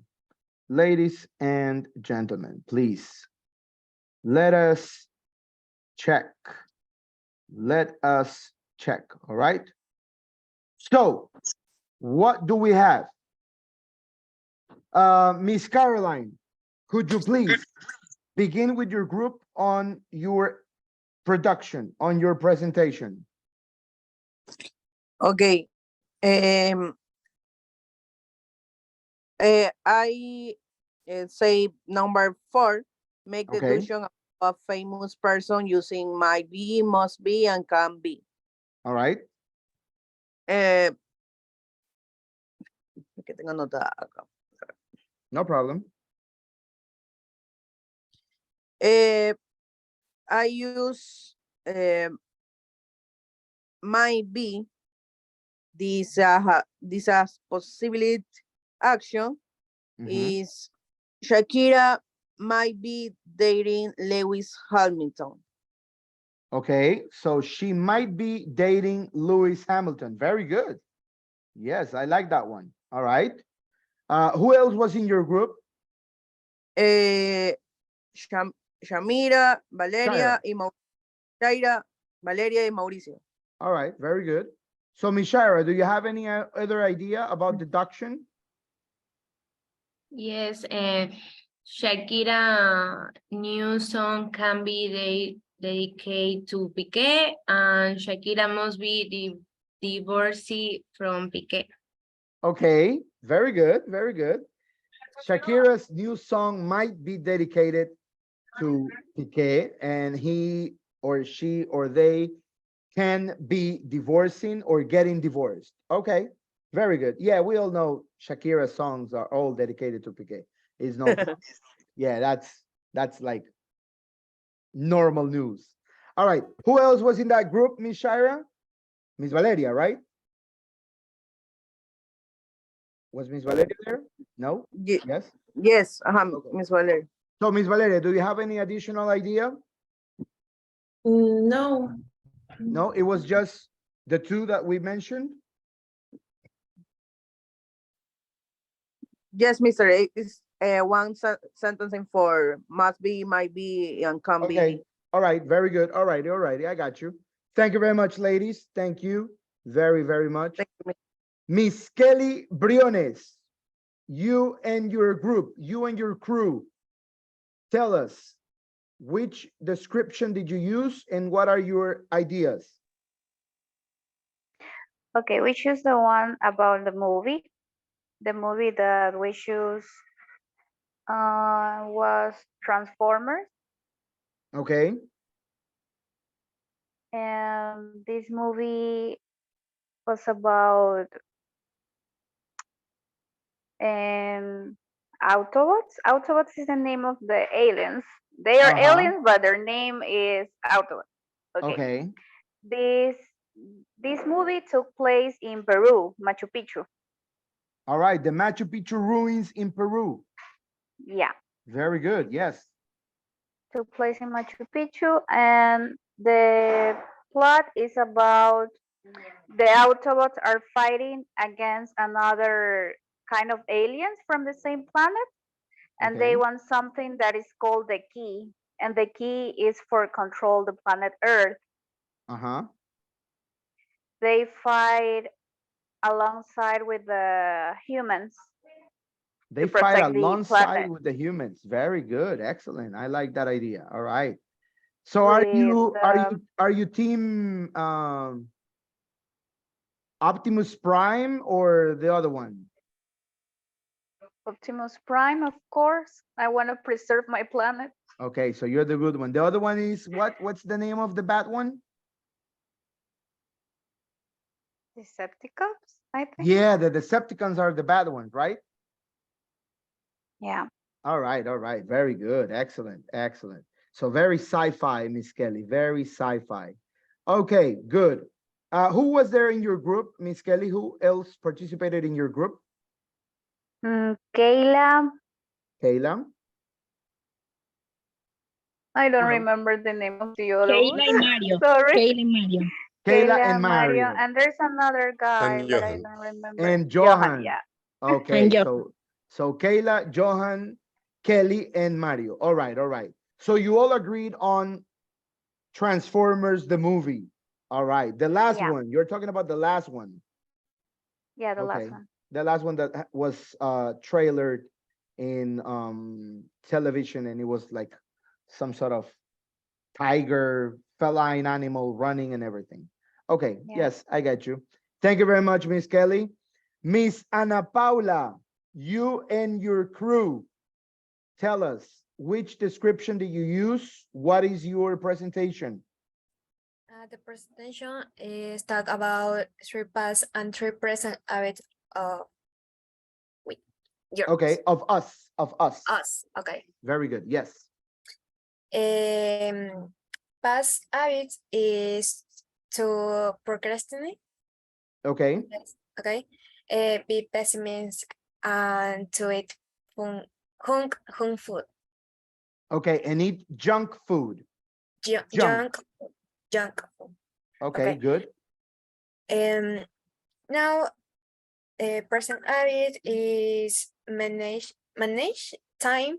Manage time. Manage time to exercise and eat Eat healthy.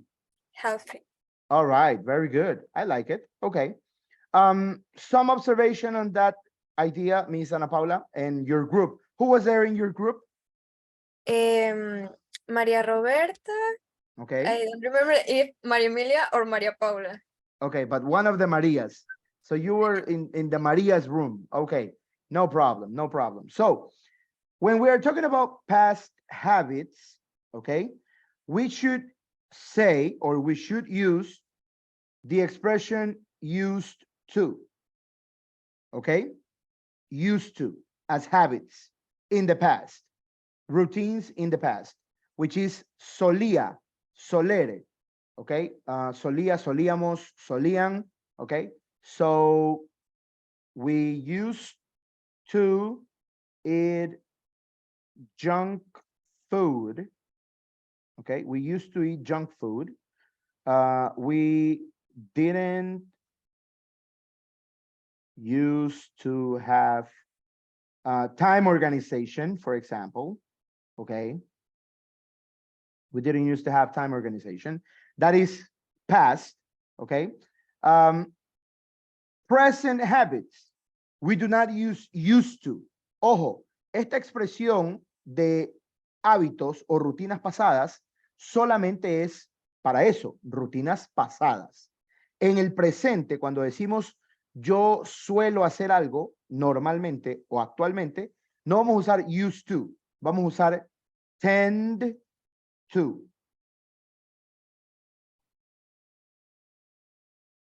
Okay, tend to. That is for the present. So we tend to manage our time better. We tend to eat healthy or healthily, whichever option you prefer. Okay, healthy or healthily. Entonces, ojo, para el pasado en rutinas, used to. Para el presente en rutinas o hábitos, tend to. Okay, that's what we use. Do not confuse them. No puedes usar tend to en el pasado, ni puedes usar used to en el presente. All right, one is for the past, specifically for the past. The other one is for the present, specifically for the present. All right, thank you, Miss Ana Paula. Very good. Thank you very much. Miss Dana, you and your group, what did you choose? What can you tell us about? Hey, Mister. We choose the number 2, talk about 3 past and 3 present habits of yours. Okay. Okay, I have, I used to play basket every weekend. I used to live in the countryside when I was a kid. And I used to make the bed after waking up and do exercise. Very, very good. Who was there in your group, Miss Dana? Gabriel and Naomi. Okay. All right. Gabriel and Naomi. Gabriel, do you have any additional ideas? Any additional sentences? I can tell you. Yes.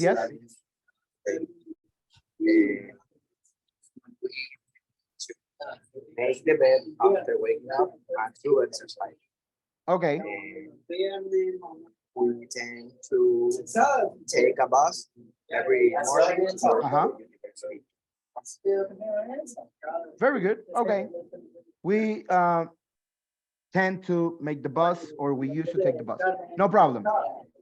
Ladies and gentlemen, just a couple of ideas from Miss Dana's intervention. Miss Dana, cuando usted dice escogimos el número tal o la número tal, no diga de. Okay, so only for example, we chose number 2. Okay, no diga the number 2. Okay, cuando decimos el número 2 o la número 2, solamente decimos number 2. Okay, no tenemos que decir de. De es un artículo definido, pero no siempre es obligatorio o no siempre es necesario. All right, so we chose number 2. Me gustó la expresión make the bed, okay, which is tender la cama or arreglar la cama, make the bed. Ya que estamos hablando de camas, how do we say colchón? Mattress, I think. Mattress. All right, mattress. That's colchón, mattress. How do we say sábanas?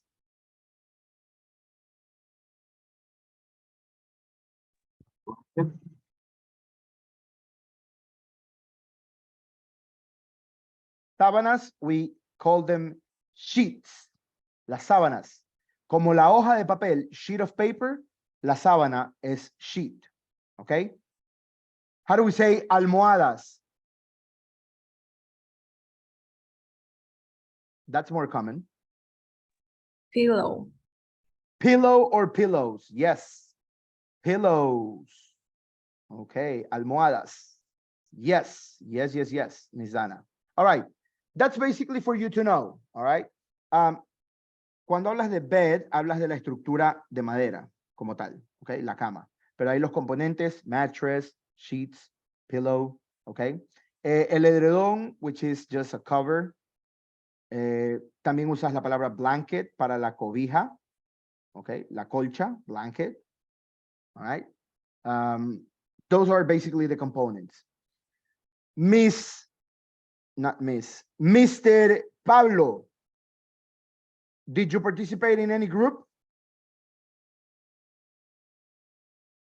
Yes? No? Okay, Mr. Jose? Mr. Jose Merchan? Yes. Did your group already present? No, not really. No. But Okay. Please go on with your presentation, Mr. Jose. okay, we choose the where is it? The Square film. Okay, you chose the And- description of the film. All right. Yeah, we choose the Avatar. Okay, It's a you chose Avatar. blockbuster. Yeah, it's about a blockbuster, and it was released. It was a film released in 2009. It was directed by James Cameron, who also wrote the screenplay and produced the movie. The film set is in the mid 22nd century in a fictional planet of Pandora. Okay, we like to think, we believe that films show us how destructive human being can be with the nature, and also it's a film which it's based on a fight, depending of the belief and convictions. All right, very good. Beliefs and convictions. All Yep. right, all right, all right. Very, very good.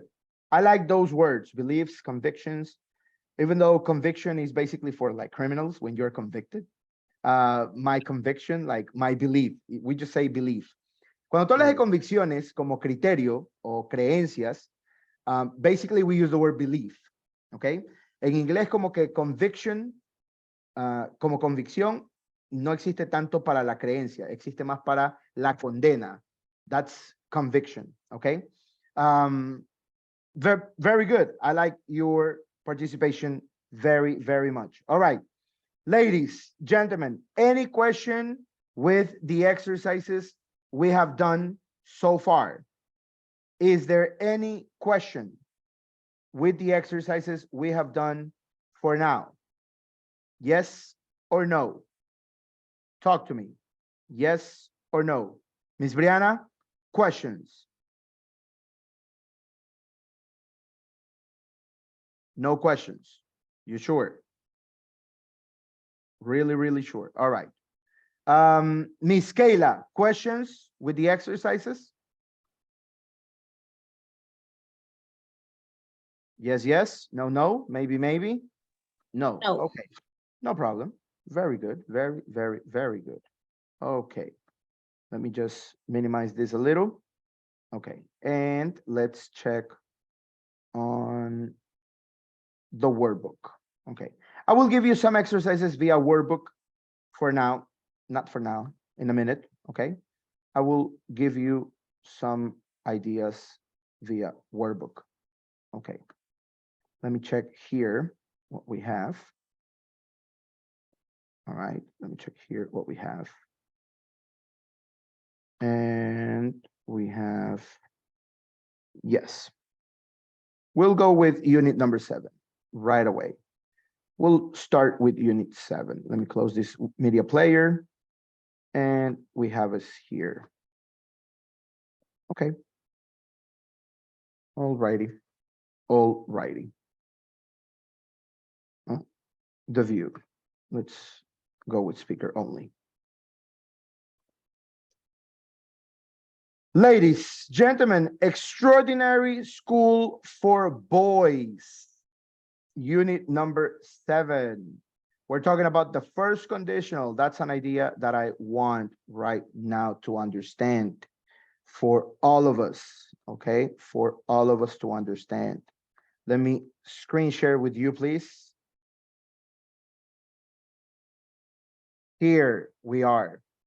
The first conditional. future clauses plus when, until, etc. Okay? Before we enter the entire section on 7a, I'd like you to tell me, I'd like you to let me know if you know first conditional. If you know anything about conditionals, what is your idea about conditionals? Miss Shira, do you know the topic called conditionals?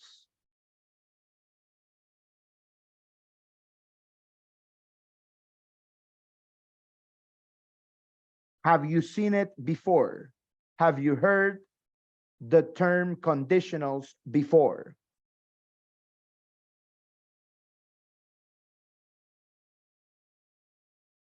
Shira, yes. Shira, no. No. No, you've never seen it. Okay. Mr. Johan, conditionals. Have we heard of them? Do we know what they are? No. No. Okay. Miss Ana Paula, what about you? Conditional sentences. Do we know about them?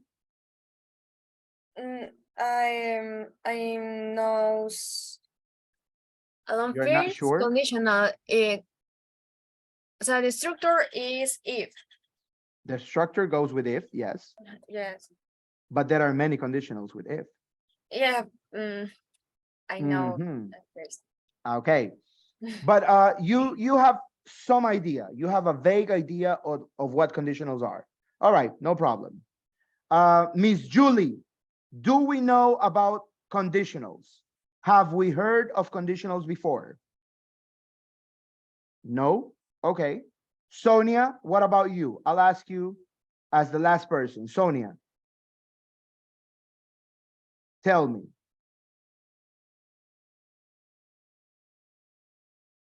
Do you know about conditionals? No? No, no. Okay. All right, no problem. We will use the whiteboard. I would like you to pay very close attention to this topic. If you need to make notes, you can make notes. If you need to screen capture the whiteboard, you can do it, okay? You can do it as no problem, okay? Let's see, ladies and gentlemen. Let me please share the whiteboard with you. All right. Pay close attention, please. Pay very, very, very close attention to this topic. The first conditional comes from basically conditionals. But you could say, you could ask, but teacher, why do we go to the first conditional? How many conditionals are there? Okay. So we're talking about conditionals, all right? We're talking about conditionals. Conditionals. All right. How many of them are there? Some people or some teachers or some students go with 3 conditionals. Some people just go with 3. Some people would go with 4. 4 or 3, depending on the system. Okay? The system that teaches you conditionals will decide whether to teach you 3 or whether to teach you 4 conditionals. For me, specifically for me, it's all based on 4 conditionals, okay? 4 conditionals. So you have 0, first, second, and third conditional, okay? For me, there are 4. 0, first, second, and third. However, you can count some more if you say mixed conditionals. If you're talking about mixed conditionals, you can include more. But in structure, from what we need to know so far, we are only going to focus on 0 and first conditional. Okay, we're only going to focus on 0 and first. This is our focus. Okay? 0 and first. We'll always begin our structure with if plus the present simple. There will always be a comma and present simple for 0 conditional. Okay? That's our structure for the 0 conditional. If we are talking about the first conditional, we use the following structure. If plus present simple, the future of will, or going to for the first conditional. Okay? Now, do we only use if in 0 and first conditionals? We can change if for other condition words. Okay? So if is called the condition. If is the condition clause, the condition word. For it to become a condition, you need to have a condition word. For the sentence to become a conditional sentence, you need to have if or any other condition word. Okay? Now, 0 conditionals or 0 conditional sentences talk about proven situations. Okay?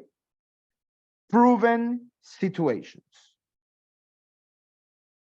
Something that has been proven scientifically, socially, politically, etc. Something that has been proven, comprobado, certified. Okay? The first conditional will talk about possible situations in the present or future. Okay? Possible situations in the present or in the future. Okay? Some people would say, but teacher, if it's using will or going to, it should only be the future. Yes, but we could understand them as a near future or a far future. Being near, it could be related to the present. Far future, only related to the future. Okay? Up to here, questions. Hasta aquí, ¿alguna pregunta, alguna duda con la explicación? Any question with the explanation? From here.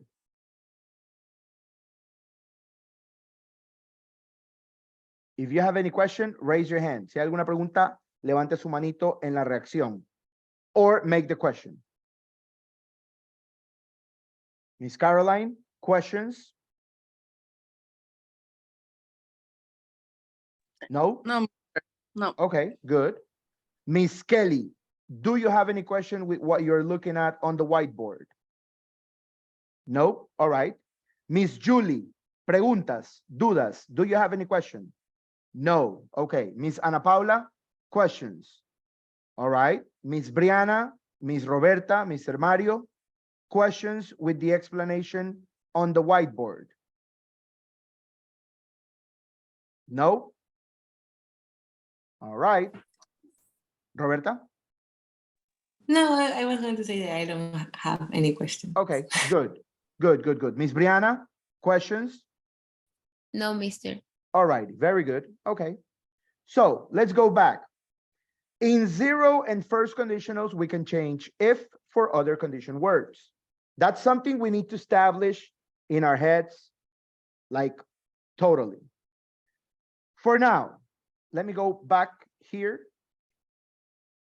What do we mean by proven situations? ¿A qué nos referimos con situaciones comprobadas? For example, I have this sentence. If you heat water at 100 degrees Celsius, it boils. Okay? That's my proven situation. That's my scientifically proven situation. That's my cause and effect, my condition and my result. Si tú calientas agua al punto de 100 grados Celsius, hierve. Es científico, es causa y efecto. If you heat water at 100 degrees Celsius, it boils. In my structure, I'm using heat as the present simple and boils as the present simple. Ambas cláusulas, ambas partes de la oración están en presente. Eso es condicional cero. My zero conditional. Okay? If you throw an egg to the wall, it breaks. Si lanzas un huevo contra la pared, se quiebra. Okay? If you throw an egg to the wall, it breaks. Simple, but scientifically proven. If you, for example, if you hit someone, they hit you back. Si tú golpeas a alguien, ellos te van a golpear de vuelta, de regreso, en retorno. Te van a golpear. ¿Ok? If you hit someone, they hit you back. Tú me puedes decir aquí, pero mister, no siempre, porque yo tengo un hermano al que le pego y él no me pega a mí. Okay, yeah, very unlikely, very improbable, but what is the biggest probability? That they hit you back. Okay? Nadie se aguantaría un golpe así por así. So, it is basically a cause and effect, an action reaction, condition result in the present tense. Okay? Ana Paula, what happens if you miss the bus to work? ¿Qué pasa si te quedas el expreso para el trabajo?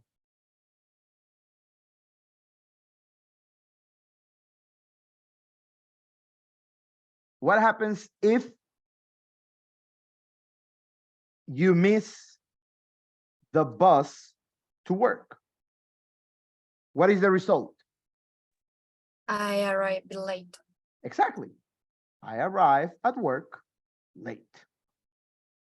Simple. Okay? Cause and effect, action, reaction. All of those four sentences are, notice carefully, in the present simple in the first part and the present simple in the second part. La primera parte, hasta antes de la coma, se llama condition clause or conditional clause. ¿Ok? La segunda parte, lo que va después de la coma, se llama result clause. ¿Ok? That's what it is. We have the condition, we have the result. We have the cause, we have the effect. We have the action, we have the reaction. Typical question, pero mister, yo he escuchado como que se pueden invertir. Yes, of course, my horse. Definitely. Okay? Conditional sentences can be inverted. Okay? So, we could say this, water boils if you heat it at 100 degrees Celsius. Okay? Water boils if you heat it at 100 degrees Celsius. Hemos invertido la oración. We have inverted the sentence. But notice something. When my sentence begins with if, there will always be a comma in the middle. When my sentence begins with if, there is always a comma. All right? But when my sentence is inverted and the word if goes in the middle, there is no comma. Notice, there is no comma in the middle when you have if in the middle. Okay? Check carefully. Pero, mister, ¿qué pasa si le pongo la coma? Es una coma, no creo que haya problema. Yes, there is a problem. You have to follow the rules. English is like mathematics, precise. The rules say do not use a comma in the middle when you have if in the middle. Okay? Simple. Strictly business. Miss Kelly, I am so glad I could now see your entire face. Yes. All right. Good. Excellent. So, remember, please, check on the structures, check on the rules. It is imperative that you pay attention to the rules. All right? It is imperative. When we are talking about conditional zero, we are talking about proven situations. Clear. Terminado condicional cero. Miss Ana Paula, did you copy it? Yes. ¿Lo copió, lo anotó? All right. Please, quienes no lo copian o lo anotan, tómenle una captura because I'm going to erase. Okay? Please have a screen capture or copy it in your notebooks. Copy it on a piece of paper so I can erase. Avísenme cuando pueda borrar, por favor. Miss Kelly, I saw you taking notes. Are you finished? All righty. Thank you very much. Miss Julie, did you make notes? Very good. Thank you. Kayla, tomó apuntes. Did you take notes? Thank you. Mr. Mario, what about you? Tomó apuntes. Yes, teacher. All right. I see you snacking, Mario. I see you snacking. Está comiendo solito, no comparte. That's bad. That is bad. Tiene que invitar, tiene que mandar un delivery para todos. All right. Ladies, gentlemen, let me erase the board, please, so we can only focus now on the first conditional. Okay? Here it is. All right. So we know the structure. The first conditional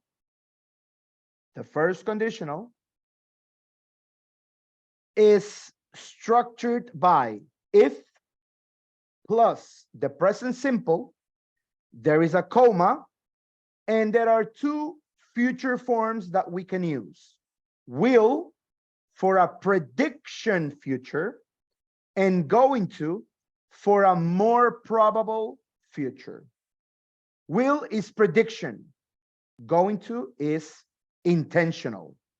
Cuando nosotros aprendemos a hablar en futuro, en inglés, tenemos la tendencia de cometer el error de creer que will es el futuro más certero. Y no es así. Will es el futuro menos certero que existe. Will es un futuro de predicción. Solamente crees tú que eso va a pasar. Nadie más. No hay evidencia, no hay nada. Entonces, por ejemplo, si tú ves el cielo un poco nublado, ¿cuál es tu predicción? It will rain. ¿Ok? Pero puede que 5 minutos después, 10, 15, 20, haga un solazo y nunca llovió.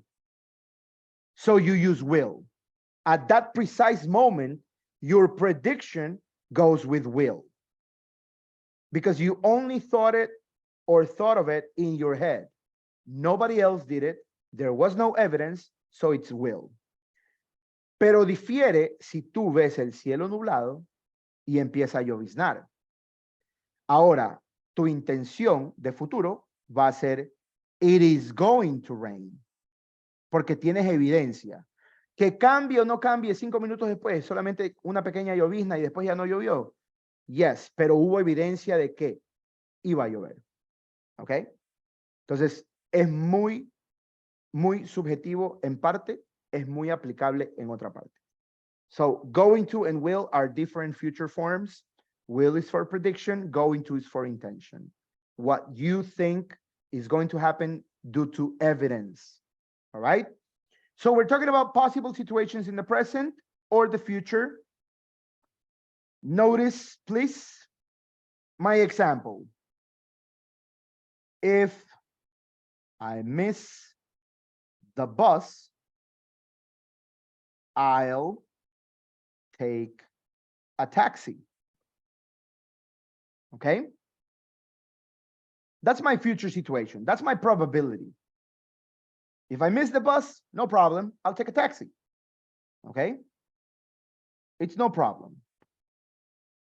If you hit someone, they'll call the police. It's also a possible situation. A possible situation, a real situation in the present or future. Okay? Mucha gente te puede devolver el golpe. Algunas personas podrían llamar a la policía. Okay? So it's a matter of analyzing the situation, analyzing some ideas within the situation, analyzing some aspects. Okay? So for example, let's make it more practical. If you hit a woman, they'll call the police. Okay? Or she will call the police. Puedes usar she or they. Okay? Como tú desees. Interpretando que la conozcas o que no la conozcas. If you hit a woman, she'll call the police.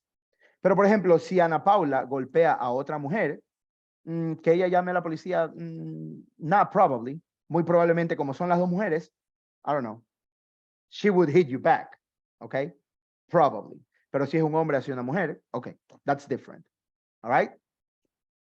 So, if you hit a woman, she'll call the police. That's an idea. Again, remember, the sentences can be inverted. I'm going to the beach if my parents let me. Okay? I'm going to the beach if my parents let me. Voy a ir a la playa si mis papás me dejan. Okay? Una cosa es el iré, otra cosa es el voy a ir. From there, will, going to. All right? So that's a difference as well.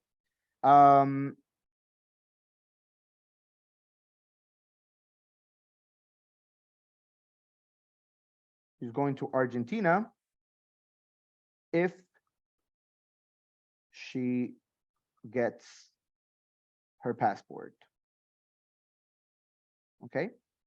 So that's another sentence there. Remember, the first rule, you can invert the sentences, yes. Second rule, if you invert them and the word if goes in the middle, there is no comma. When you use if at the beginning of the sentence, there is a comma. Okay? Usando if al inicio, hay una coma en la mitad. Usando if en la mitad, no hay comas. Rules, ladies and gentlemen. We need to abide by those rules. Okay? Now, the topic not only talks about the first conditional. The topic or the main topic talks about other condition words. Talks about when, after, before, unless, etc. Hay otras palabras condicionales. Las voy a escribir aquí. When, after, before, once, unless. Okay? These are basically the most common used. When, after, before, once, unless. Okay? Notice, only for zero or first conditional. Estas palabras adicionales solamente las vamos a usar para eso. we are only going to use these words for the first and or the zero conditional. En algún momento aprenderemos la segunda condicional o la revisaremos. Allá no podemos usar when, after, before, once, unless. Cuando veamos la tercera condicional, we are not going to see when, after, before, once, unless. These are only specifically for the zero and the first conditional. All right? Now, what do we have here? Let me erase this here, please. Okay. If I have a car, sorry, if I have a car, I'll go anywhere I want. When I have a car,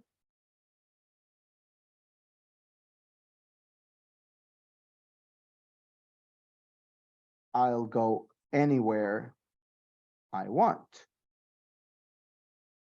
What is the difference, in your opinion, ladies and gentlemen? What is the difference in those two sentences? What do you think the difference is between if and when?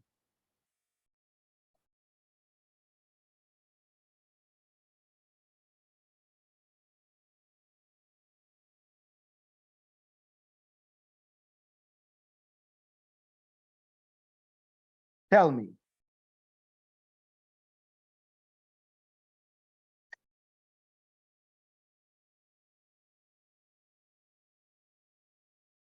Ms. Daniela, Mr. Pablo, Mr. Mario, what is the difference in those two sentences? If I have a car, when I have a car. Miss Caroline, what do you think a difference can be? If I have a car, when I have a car.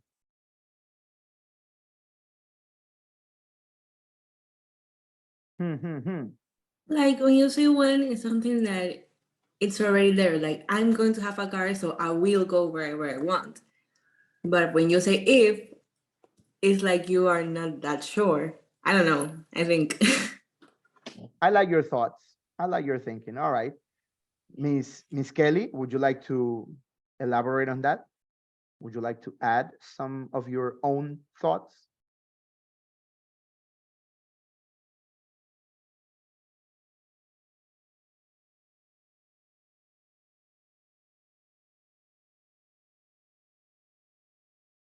Miss Kelly, I cannot hear you.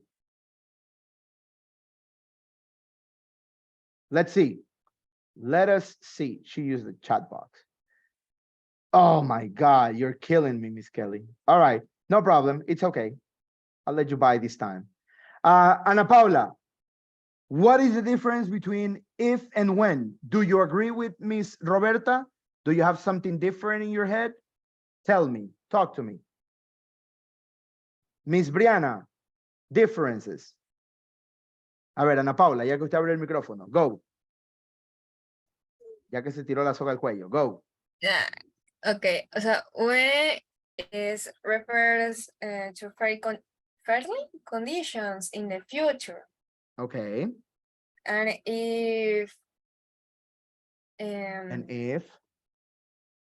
as something uncertain.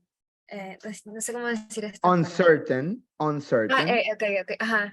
Uncertain. That's excelente. Uncertain. Very good. Brianna. Yes, mister. Tell me, do you agree with Miss Roberta? Do you agree with Miss Ana Paula? Do you have some different opinion on if versus when? Yes, I agree with Roberta. Okay, you agree with Miss Roberta? Yes. All right, very good, excellent. So, ladies and gentlemen, let's see what we have. If I have a car, I'll go anywhere I want. Our idea here is far possibility. Is a condition. Both are conditions, Mr. Gabriel. Both are conditions. But if I have a car, it's like a far possibility. If I have a car. It's a circumstantial conditional. If I have a car. Si yo tuviese un carro. When we use when I have a car, is a near intention. ¿Ok? Difiere entre el si es que y cuando. En una estamos hablando de incertidumbre, en la otra estamos hablando de certeza. ¿Ok? Yes, Miss Roberta said it correct. Miss Ana Paula also added the correct information. Need to check on this, please. We can use if, we can use when, but notice your intention on the message. ¿Ok? Ustedes tienen que ponerle la intención o tienen que interpretar bien su intención para cuando van a usar cualquiera de las dos. ¿Ok? Entonces, si ustedes ven algo como muy remoto, como que muy poco posible o muy poco probable, if. Si lo ves más asequible, más obtenible, when. ¿Ok? Si tú dices, if I pass the course, si paso el curso, if I pass the course, ese if le quita posibilidad a tu idea. But when you say, when I pass the course, you are sure, you are certain, your intention is focused on that action or on that result. Okay? That's basically what we have. Then, after, before, después, antes, okay? Hay todavía mucho error en el after cuando ustedes lo confunden con antes porque tienen como que las mismas letras. Pero acuérdense del after party, el after whatever, okay? La gente ahora solamente dice al after. Ya todos entienden qué es, okay?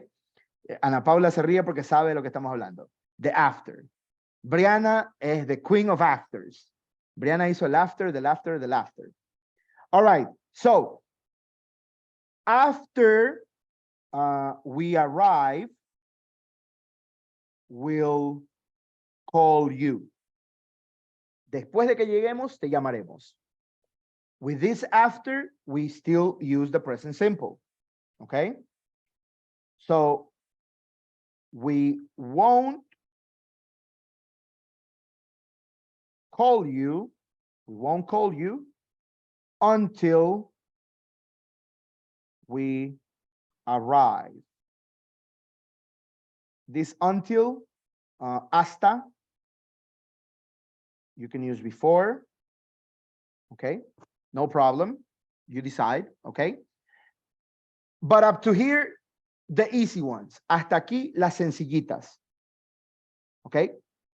Please, have this in your notes or screen capture this so you can allow me to erase and focus only on unless.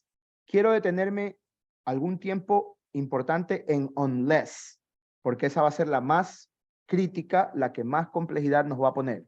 Okay? So, have this in your notebooks or screen capture this, please. Tómele captura o apúntelo en su cuadernito. All right? So I can erase the board, please.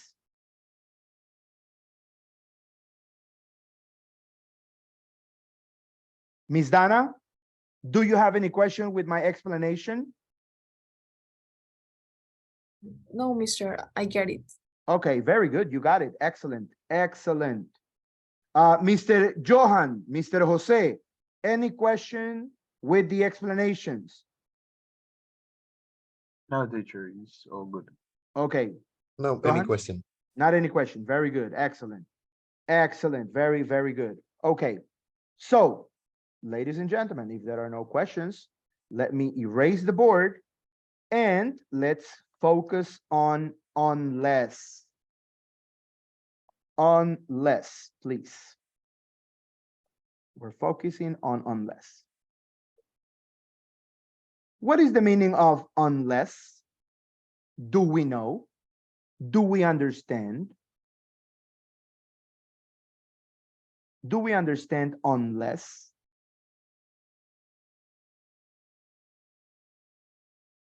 Miss Roberta, Miss Shira, Miss Dana, do we know the meaning of unless?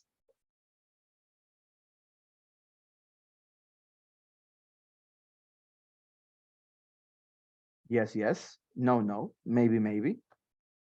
It's like except something. Like A except. menos que o excepto.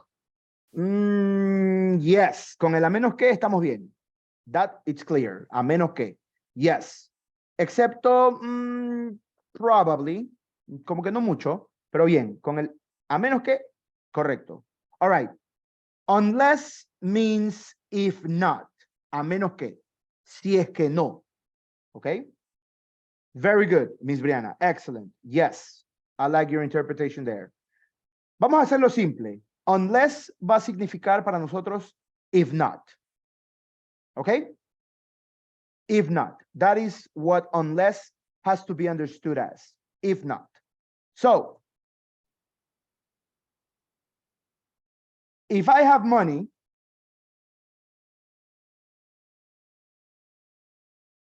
I will go.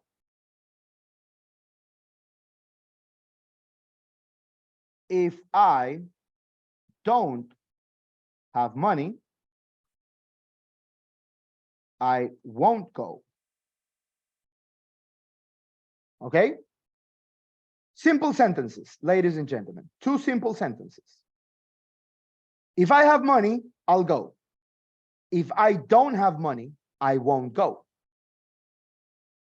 As we understand that unless means if not, the only sentence out of these two examples that I can change with unless will be the second one.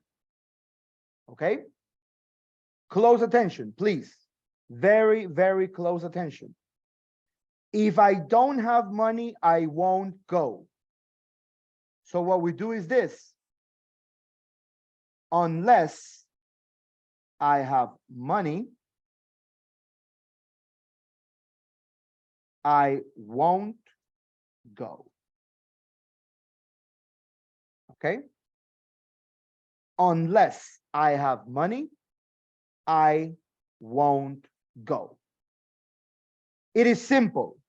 Very, very simple. Okay? We have changed if not here, if and not with unless. Okay? Do we get it? Miss Brianna, clear on the example? Yes. Yes. Mr. Johan, is the example clear? Yes. All right. Miss Ana Paula, what about you? Clear. Crystal, very good. Miss Caroline, is the example clear? Yes, mister. All right, very good. Ahora, ojo, pueden preguntarme ustedes, mister, ¿y qué pasa con este do que queda ahí en el aire? Ese do, recuerden que es un auxiliar. En las oraciones afirmativas no tenemos por qué ponerlo. No tenemos por qué usarlo. Entonces, el if, el not, se eliminan por el unless y el do por consecuencia. ¿Ok? It is simple. Y aquí decimos, si no tengo dinero, no iré. A menos que tenga dinero, no iré. ¿Ok? It is the same thing.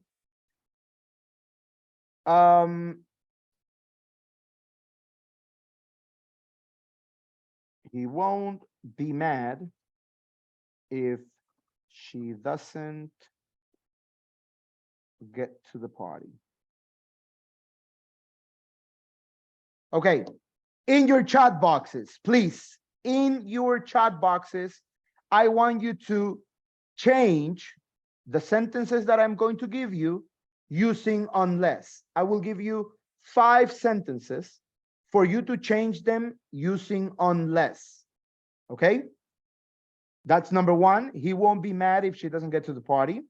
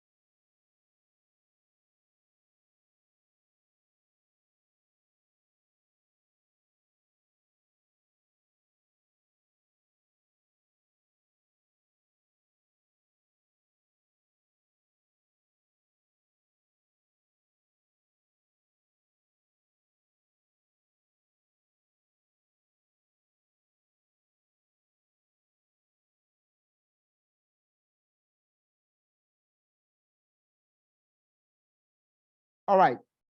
Your 5 sentences, ladies and gentlemen, read them carefully and change them using unless. Change the meaning. No, change the structure only. Recuerden que el significado o el sentido de las oraciones tiene que mantenerse. Solamente cambian estructuras usando unless. ¿Ok? Vamos a ver cómo hacen las 5 oraciones. All right? Please use your chat box for the answers, ladies and gentlemen.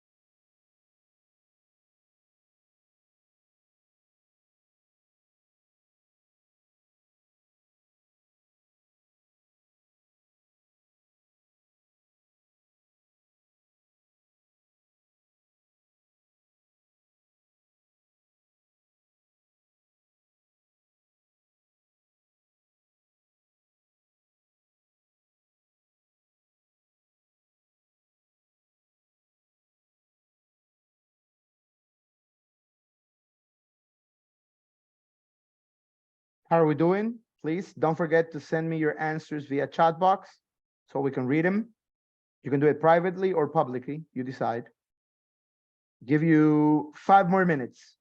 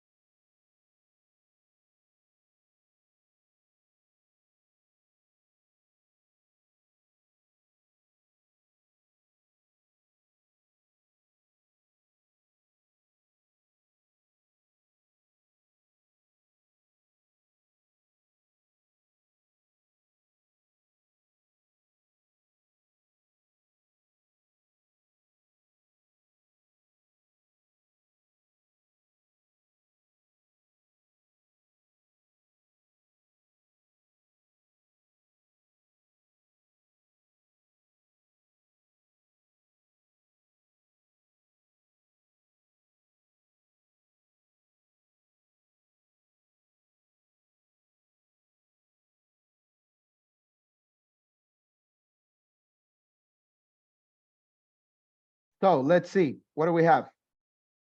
I have, okay, Miss Dana. Okay.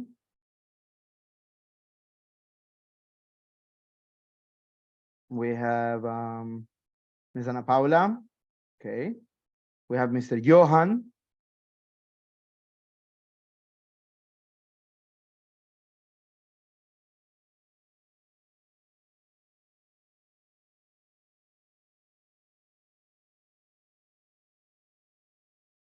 All right, Johan. All right, good. Miss Kelly. All right, I like yours, Miss Kelly, as well. Good. Let's see. Ladies and gentlemen, let us see, please. Let us analyze. Okay, so my sentences are this one. Okay, my sentences are these ones. He won't be mad if she doesn't get to the party. Okay, he won't be mad if she doesn't get to the party. So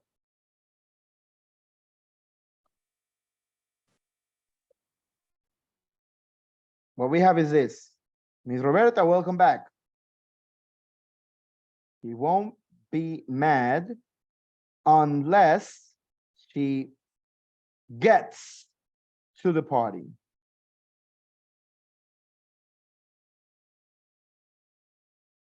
Okay. He won't be mad if she doesn't get to the party. He won't be mad unless she gets to the party. Okay? That's the idea. Unless she gets. Recuerde no olvide la conjugación de la tercera persona. She doesn't in the negative. In the affirmative, she gets to the party. Okay? That's the structure. That's the way we have to do it. All right? Ladies and gentlemen. Now, do we do it this way? Let's change it. Let's change the sentence into an appropriate meaning.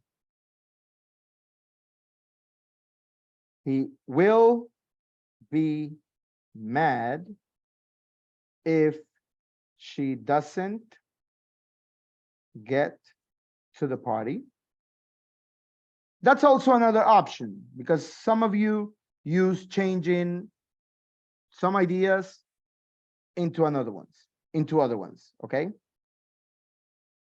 So he will be mad if she doesn't get to the party.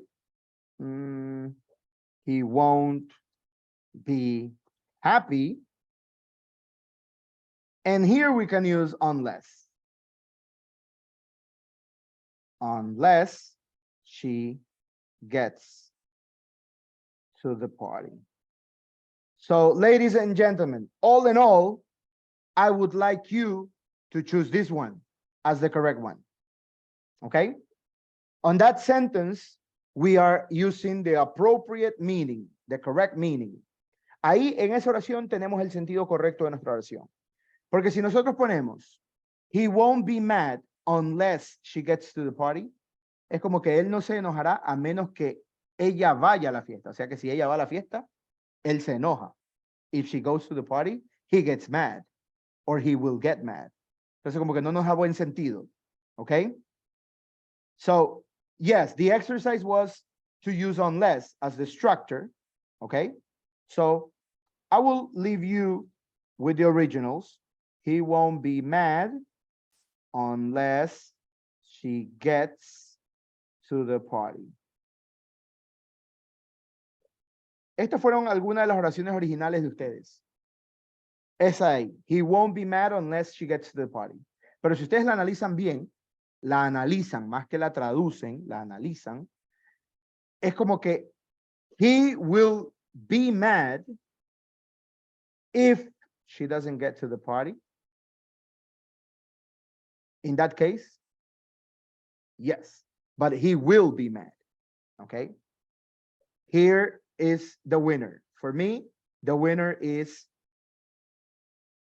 the second option. Okay? For me, you decide. Okay? My father isn't going to the doctor if the car isn't ready. So here's only one option. My father isn't going to the doctor unless the car is ready. That's the winner. There is no other way. There is no other way to do it. Okay? There is no other way. That is the only way to change that sentence. Let me erase this so we will have more space for the other ones. Okay? Number 3, if the teacher is absent, we won't have classes. Okay? Some of you did this brilliantly executed. Okay? Some of you brilliantly executed this exercise. Let me check on the chat box as we do it, okay? Let me check via chat box as you did it, ladies and gentlemen, on this one, which was quite brilliantly, okay? It was quite brilliant. Miss Kayla, could you read? Not Kayla, no. Yes, Kayla, what do you have in number 3? How do you do that?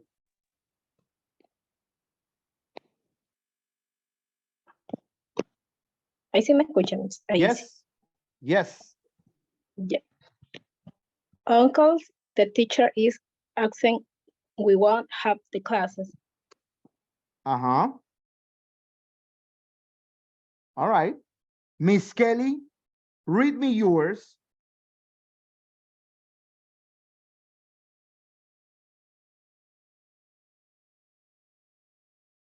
Yeah, your phone does not work. Right. Sorry, Miss Kelly. Mr. Johan, could you read your option in number 3?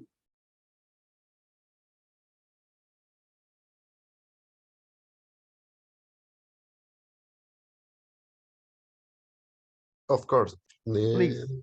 Unless the teacher is absent, we will have class. Uh-huh. Notice how Mr. Johan, and that was also Miss Kelly's option, they switched the idea, not in the if part, technically. They switched the idea in the complement part, okay? Please check on this carefully. We have the following. If the teacher is absent, we won't have classes. So, unless the teacher is absent, we will have classes. Okay? Unless the teacher is absent, we will have classes. You have changed the sentence using unless, but also understood the meaning of the sentence. Has cambiado la interpretación y la estructura de la oración. Has cambiado todo. Okay? Unless the teacher is absent, we will have classes. Si el profesor está ausente, no tenemos clases. A menos que el profesor esté ausente, tendremos clases. ¿Ok? Si aquí nosotros hubiésemos puesto, unless the teacher is absent, y de nuevo ponemos, we won't have classes, no tiene sentido. ¿Ok? No tendremos el sentido que deseamos en la oración. So, unless the teacher is absent, we will have classes. All right? Ladies and gentlemen, check here. All right? Number 4. I'm sorry, let me put an asterisk here so we can confirm this is the valid one. Okay. If they don't finish the work, they will get a 0. Unless they finish the work, they'll get a 0. Okay? Unless they finish the work, they'll get a 0. Simple there. And for the finale, for the very last one, for the very, very last one. If I'm not feeling well, I'll stay home. Unless I'm feeling well. Okay. I'll go. I'll stay home. I'll not go. But it doesn't make sense. It doesn't make much sense there. It doesn't make much sense to change the first one. Okay? So unless I'm feeling sick, I'll stay home.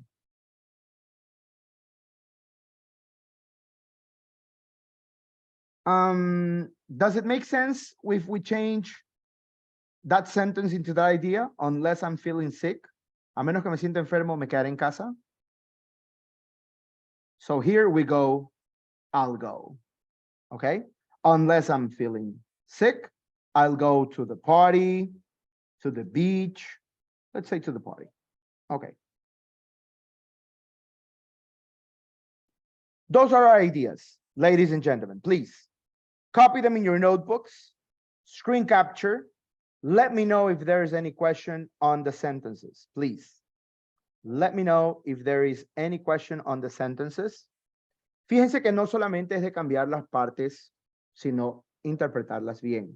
Okay? Please. Let me know. Questions, ladies and gentlemen. Questions on your sentences. Questions on your ideas. Notice the use of unless. Okay? Esa es la que más complejidad nos va a dar, como se los dije al inicio. Unless is a complicated condition, structure, or condition word. All right? Ms. Roberta, questions? No, I don't have. All right, very good. Ms. Shaira, any question on the exercises? No, mister. All righty, very good. Thank you very, very much. So please, I'll give you 1 minute to screen capture, okay? Screen capture in 1 minute, please. So I can erase the whiteboard and let's go back to our book, okay? Screen capture, please, real quick. Screen capture real quick, please, ladies and gentlemen.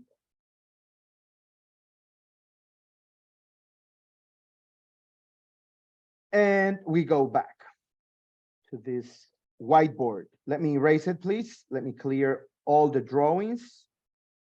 All right, clear all drawings and let us close on this, the whiteboard. Okay, goody. So we now go back to our book, okay? We now go back to our book, which is the beginning of Unit 7A, okay? Notice the questions here. What will you do if you don't pass your exams? I'll probably retake them. That's basically the structure. We're talking about education and the letter U for the phonemes or the pronunciation, okay? So we have the grammar, we have the real life idea, and the pronunciation with the letter U. Unit 7A, ladies and gentlemen, begins with extraordinary school for boys. The vocabulary is education, okay? Basically, we're talking about subjects. We're talking about the subjects we see in school, the subjects we see in university, okay? So it says you have 2 minutes, answer as many questions, 1 to 8, as you can in 1 minute. How many did you get right? So we have the questions, 1 to 8, all right? Use the chat box to provide the answers, please. Type your answers in the chat box. You have 1 minute. Now, I will give you 2 or 3, no problem, okay? 1 minute, I think it's criminal. So I will give you 2 to 3 minutes to answer the questions. But please, try not to Google. Do not cheat. No haga trampa. Don't cheat. Ahí ponemos en práctica el verbo cheating today. Don't cheat. Hágalo de su conocimiento básico, conocimiento previo. All right? The questions you do not know, don't need to answer. The ones you do know, please answer them. Okay?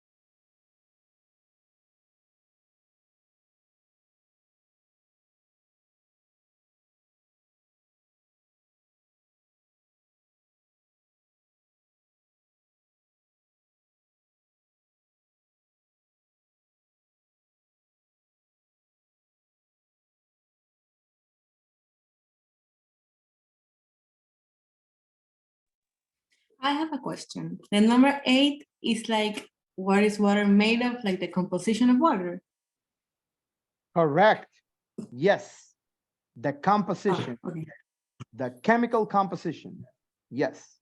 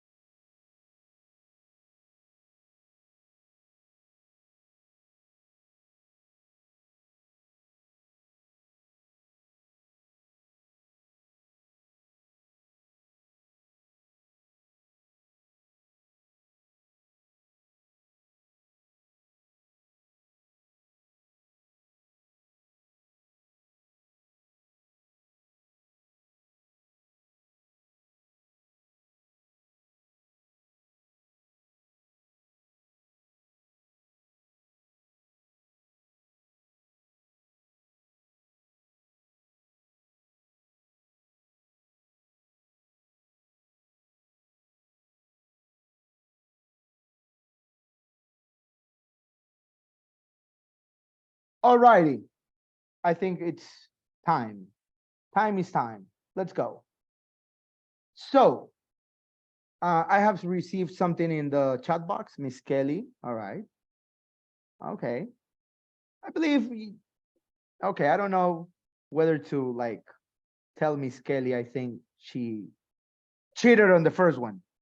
Come on, like you knew King Harry's wives? Really?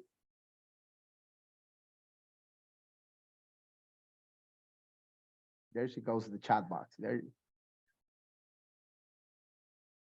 Oh, right. Yeah. I'm assuming we all learned that one. Not even, come on. What school did you go to, Miss Kelly? To know what history you learned. Espíritu Santo. FES? Did you go to FES? Really? Okay. All righty. Let's see. Let's see. Okay, we're not compromising anyone on their answers. Let's check, ladies and gentlemen. How many wives did King Henry VIII have? How many wives did King Henry VIII have? Okay, first is first. Primero lo primero. Fíjense que wife singular, wives plural. Okay? Wife, esposa, wives, esposas. We change F over V. Lo mismo sucede, por ejemplo, en cuchillo, cuchillos, navaja, navajas. Okay? It's the same. So remember that. Hay una regla para la FE o para la F solita. Okay? En algunas palabras. En la gran mayoría de palabras. Okay? Wolf, wolves. Knife, knives, wife, wives. ¿Ok? Pero en belief no pasa eso, por ejemplo. En belief, como creencia o costumbre, no sucede ese cambio. Solamente es esto. Belief, beliefs. ¿Ok? Entonces hay siempre excepciones a la regla. There are always exceptions to the rules. All right? Y la pregunta siempre cae de madura. But why? And the answer is always because yes. It's English. Simple. No hay más. ¿Ok? Nos podemos poner a investigar por qué en una sí, por en otra no, pero nos vamos a demorar un año. All right. So, wives, plural, ¿ok? Something else to understand here, please. Ese número 8 en romano o ese octavo en inglés va a ser the 8th. ¿Ok? King Henry the 8th. Número ordinal en inglés, King Henry VIII. Okay. What is the capital of Brazil? Who wrote David Copperfield? How many megabytes are there in a gigabyte? Who developed the theory of relativity? What is 5 times 18 divided by 4? How many legs does an insect have? And what is water made of? Okay. Let us see, please, ladies and gentlemen, let us see if our answers were correct. Okay, let me go down this book, okay, which is for the answer key. All right, let's see on the answer key. Okay, so how many wives did King Henry VIII have? 6, not 5, 6. So missed information there. Okay, you've been misinformed, Miss Kelly. Fess was wrong. Okay, all right, you did not cheat. That's why you had it wrong. Okay, all right, all right. Brasilia is the capital of Brazil. Okay, a lot of people get confused on Rio de Janeiro, but it's not. It's Brasilia. And notice in English, Brasil, con S en español, changes to Z in English. Okay, so Brazil with S in Spanish, Brazil with Z in English. But the capital city, Brasilia, remains with the S. Ahora, recuerda que la S también suena como Z, Brasilia. Okay? Number 3, Charles Dickens. Number 4, 1024. Number 5, Albert Einstein. Number 6, 22.5. 22.5. Tienes ahí dos opciones. 22.5 or 22.5. Si lees fracciones, 22.5. Si lees decimales, 22.5. Number 7 is 6. Number 8, hydrogen and oxygen. All right, very good. Ya que veíamos ahí algo de matemáticas, los símbolos matemáticos, please. What is the name of these symbols? What are those symbols' names? Can anybody tell me? Miss Dana, how do we say más in English? En operación matemática. Plus. Plus, yes. Plus, which is for additions. La operación matemática es addition. Okay. How do we say menos, Miss Ana Paula? Es menos.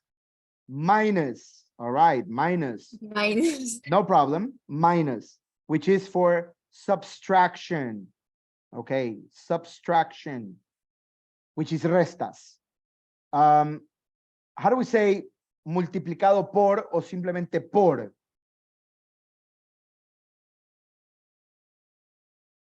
Ahí los quiero ver. Miss Caroline.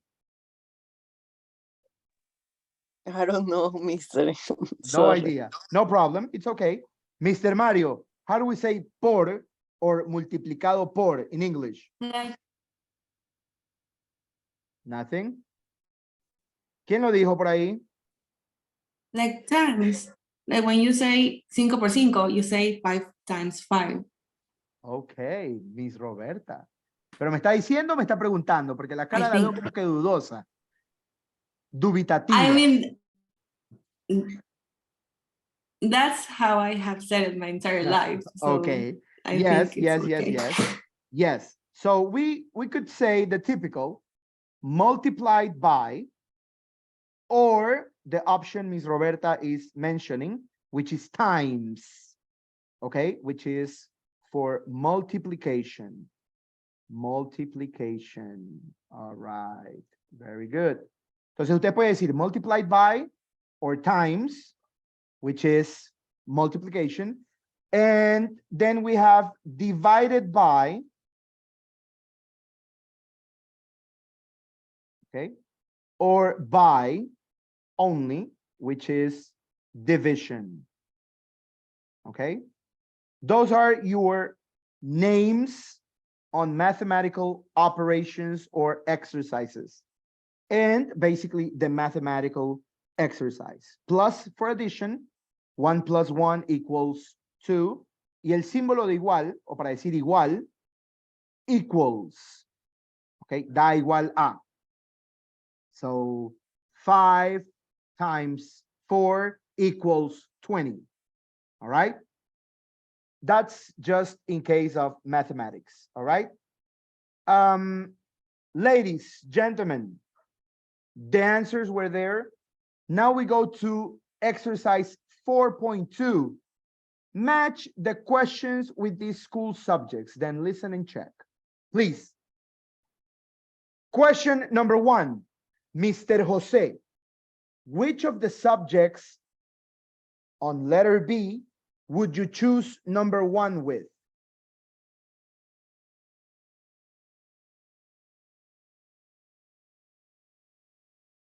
Mr. Jose, do I have you there? Yes, yes. No, no. Maybe, maybe. Miss Maria Paula, do we have you here? Yes, no? Not really. Mr. Johan.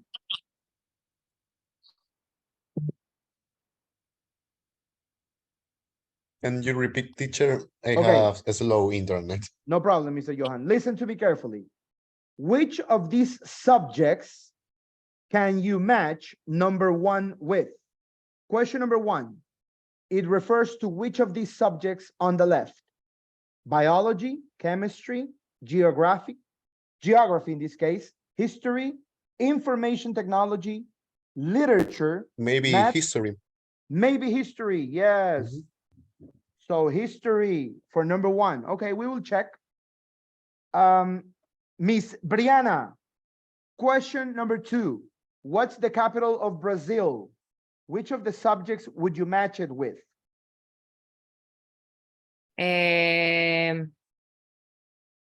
Geography. Geography. Recuérdese de Nat Geo, de National Geographic. Siempre esa G va a sonar como una Y. Geo. Okay, very good. Geography. Miss Kayla, number 3. Who wrote David Copperfield? Which of the subjects would you match it with? Literature. Okay, very good. Literature. Very good. Lo vamos a ir pronunciando, lo vamos ya mismo a practicar en pronunciación. Miss Julie, number 4. How many megabytes are there in a gigabyte? Information technology. Very good, Miss Julie. Excellent. Mr. Mario, number 5. Who developed the theory of relativity?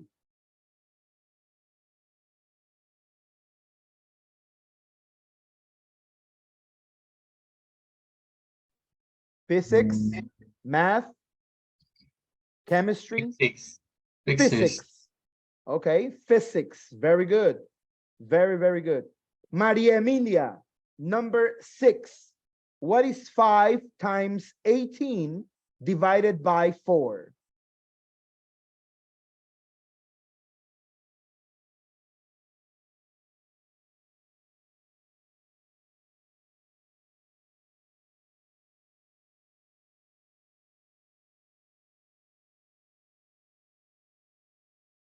Have to tell which subject it refers. Yes, you have to tell me which subject it refers to. Mathematics. Math. Okay. All right. Good. Number 7, Miss Caroline. How many legs does an insect have? Biology. Biology. Very good. Biology. Okay. Biology. Okay. Very good. Excellent. Very good.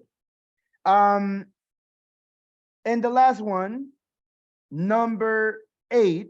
What's water made of? Miss Dana, what is water made of?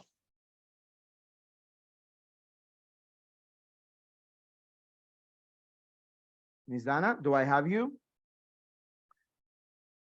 Yes, no? Miss Ana Paula? Can we match? Chemistry. Oh, yes, Miss Dana. There you are. Chemistry.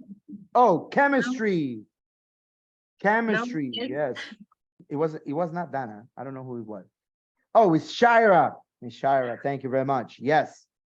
What is water made of? Chemistry. Very good. A ver, Vamos a ir pronunciándolas para que escuchen bien ustedes cómo trabajar esas palabritas, ¿ok?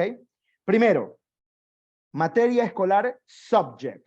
Materia universitaria, subject. Que también significa sujeto en cuanto a una persona o sujeto en cuanto a un tema. También sujeto en cuanto a cambios. Subject to change. Ok. Materia escolar, subject. Vamos a trabajar biology, chemistry. Esa CH suena como una K. Chemistry, que es la química en cuanto a la materia. Ok. El químico como sustancia es chemical. El químico como persona es chemist. So, Miss Shira is a chemist porque es una química. Ella estudió para ser química farmacéutica, whatever. She's a chemist. She knows about chemistry and she can prepare chemicals. Okay? Chemistry. The third subject is geography. Geography. Siempre recuerden Nat Geo, National Geographic. Entonces, geography. The fourth is history. The fifth one, information technology, que en algunos departamentos u oficinas lo vemos como IT, information technology. Literature. Literature. Esa materia o esa pronunciación de la literatura es compleja. Ojo, inglés americano lo va a pronunciar con eres, donde ven una T. Literature. Excepto esa última T es tour. Literature. Literature. Miss Shira, ahí la quiero ver. Usted, que es la crack, hágalo. Literature.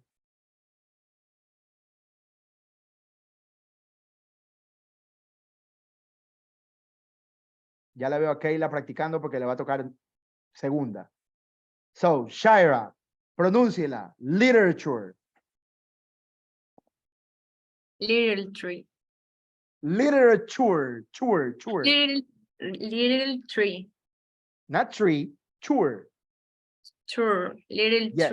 Literature. Okay.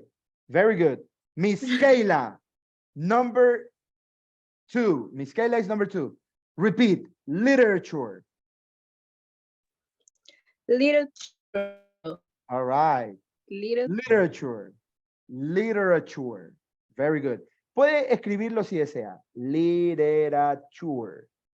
Y lo pronuncia gringo. Literature. No lo va a pronunciar español. Literature. No. Literature. Miss Caroline. Literature. Literature. Very good. Okay.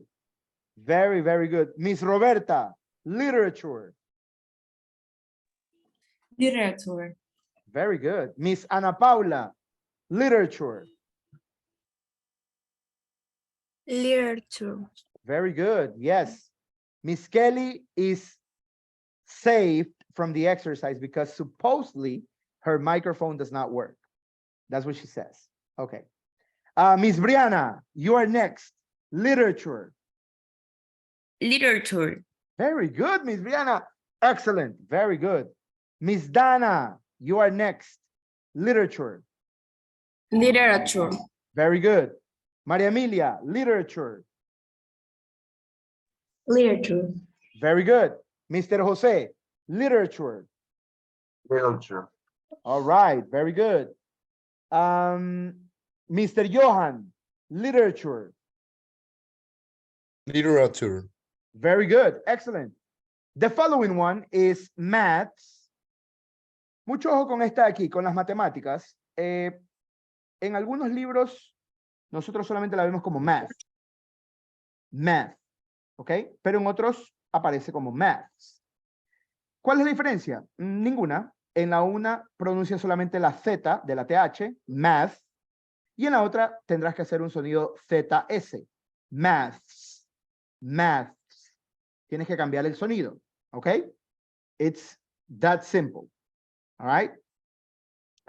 Miss Brianna, can you pronounce one with the S and the other one without the S? La que va con la S y la que va sin la S. Math y math. Okay, yes, good.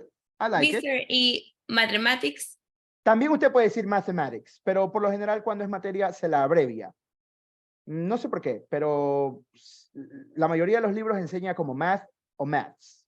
Pero lógicamente usted puede decir mathematics, que es la materia completa. Yes, no problem. Miss Shira, no se me esconda. Miss Shira, math and maths. Go. Math and math. Math, con TH-Z, math. Math. No, pronunciemos una Z, math. Math. Y ahora con una ZS, maths. Math. Excellent, La very good. pronuncié. All right, very Pronuncié, good. solo que no se escucha, creo. All right, no problem, no problem. One is with the TH and the other one is with an S. La que termina con TH, Shira, usted la va a pronunciar como Z, math. La que termina con THS, la va a pronunciar con una ZS, maths, maths. Tendrá que hacer el sonido. You have to practice it. No problem, very good. Yes, yes, yes. And the last one is physics. We all know what physics is, okay? We all know the subject of physics. All right. Ladies and gentlemen, please let me go a little lower. Pronunciation of the letter U, okay? Con este ejercicio vamos a terminar por hoy, okay? Pronunciation of the letter U. Pronunciation and speaking, ladies and gentlemen. Pronunciation and speaking. The letter U, it says the letter U is usually pronounced U. For example, or example gratia, which is e.g., uniform. Or, for example, oh, like lunch. Or sometimes as like true. Or like put. Entonces tenemos que trabajar esos sonidos. La U, como cualquier otra vocal, cambia de sonidos a cada instante, dependiendo dónde la ubiquemos. Okay? So we have 4 examples of pronunciation there. 4. Not 1, not 2, not 3, but 4. So we have uniform, lunch, true, put. Uniform, lunch, como una O, true, put. Por lo general ahí suena como U tal cual. Okay? So, we have 1, 2, 3, 4 boxes. 4 phoneme boxes. 4 cajitas de fonemas o sonidos. We are going to work the same exercise we did last week with some words and their pronunciation in letters.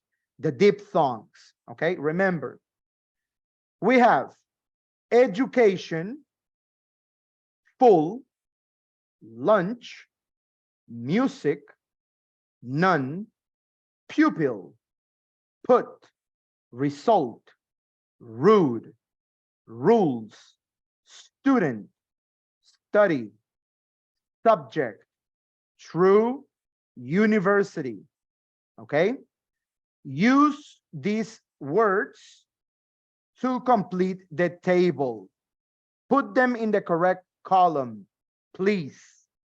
Okay? Put them in the correct column. I will give you 5 minutes. With that exercise, we will be done for today. Okay? Please, go, go.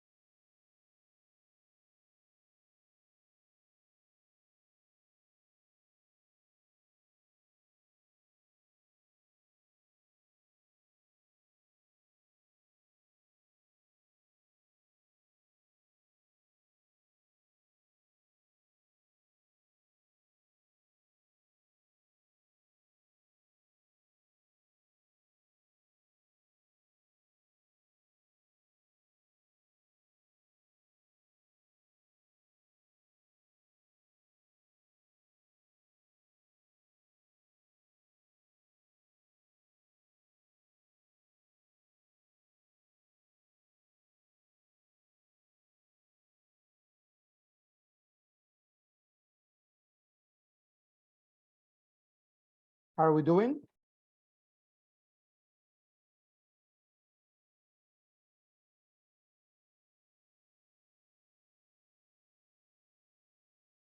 Let me know. Do we have them ready?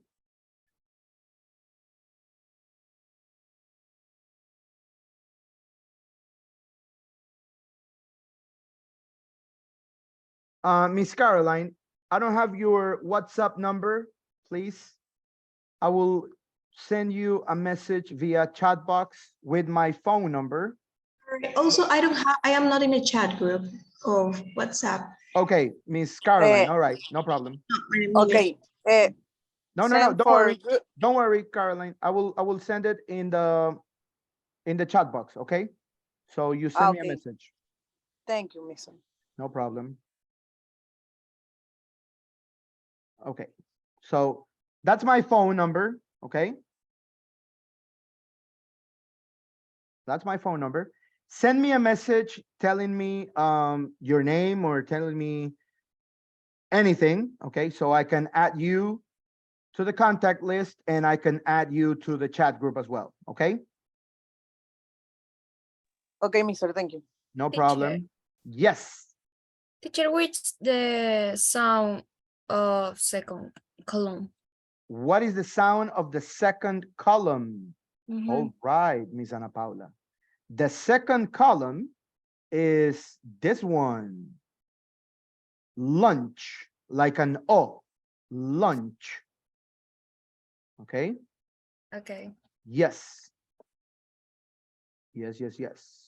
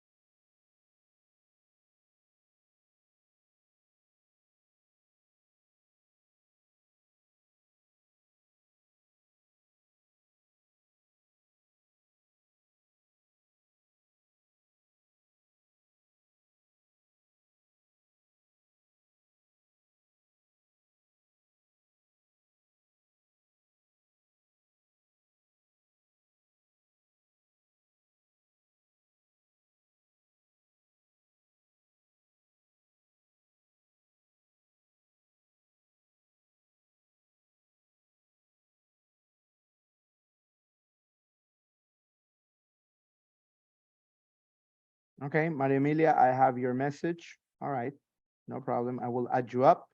Miss Caroline, I'll also receive your message.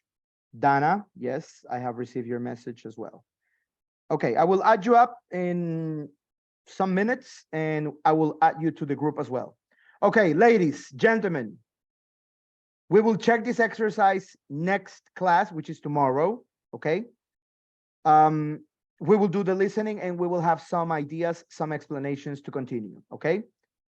Let me stop the sharing, okay? We will continue this tomorrow. All righty. So please remember, activities, get to do them, please. Get to do your activities. Moodle and Alticia, remember, I need to keep track of your activities. Trabajen esas actividades, por favor, porque eso hay que irlo registrando como calificaciones de todo lo que van haciendo. We already had a homework assignment individual, which was an individual video, un video individual, de quienes lo recibí. Ok, pues ya eso está. El video era hasta ayer subirlo 23:59. So, next week, we will have a group video, okay? You can pair up with anyone or you can group with anyone. Voy a analizar si lo hacemos solamente en parejas o si hacemos un grupo mayor. Yo creo que primero vamos a trabajar con una pareja y luego trabajamos con un grupo mayor, ¿ok? Vamos a ir trabajando las capacidades de cada uno en individual, parejas grupales, okay? So I will present the activity via WhatsApp and via Moodle. So you always have to be checking on your platforms and your devices, okay? Mister, Tyra, y yes. nosotros podemos elegir los grupos, o sea, con quién ir. Yeah, I don't have a problem with that. Por eso les digo, usted puede elegir su pareja primero para trabajar en pares y luego el grupo, whoever you want, ¿ok? Pero tratemos de trabajar todos. Traten de, en lo posible, todos trabajar, ¿ok? Los que tienen mayores fortalezas, los que tienen menores, ¿ok? Trabajar en conjunto para poder estar a un mismo nivel, all right? Ladies, gentlemen, any final question before we go? No? Miss Kelly, questions? No? I hope you fix your microphone so we can hear you tomorrow. All righty, ladies and gentlemen, if there are no more questions, that is all for today. See you tomorrow. Have a wonderful Saturday.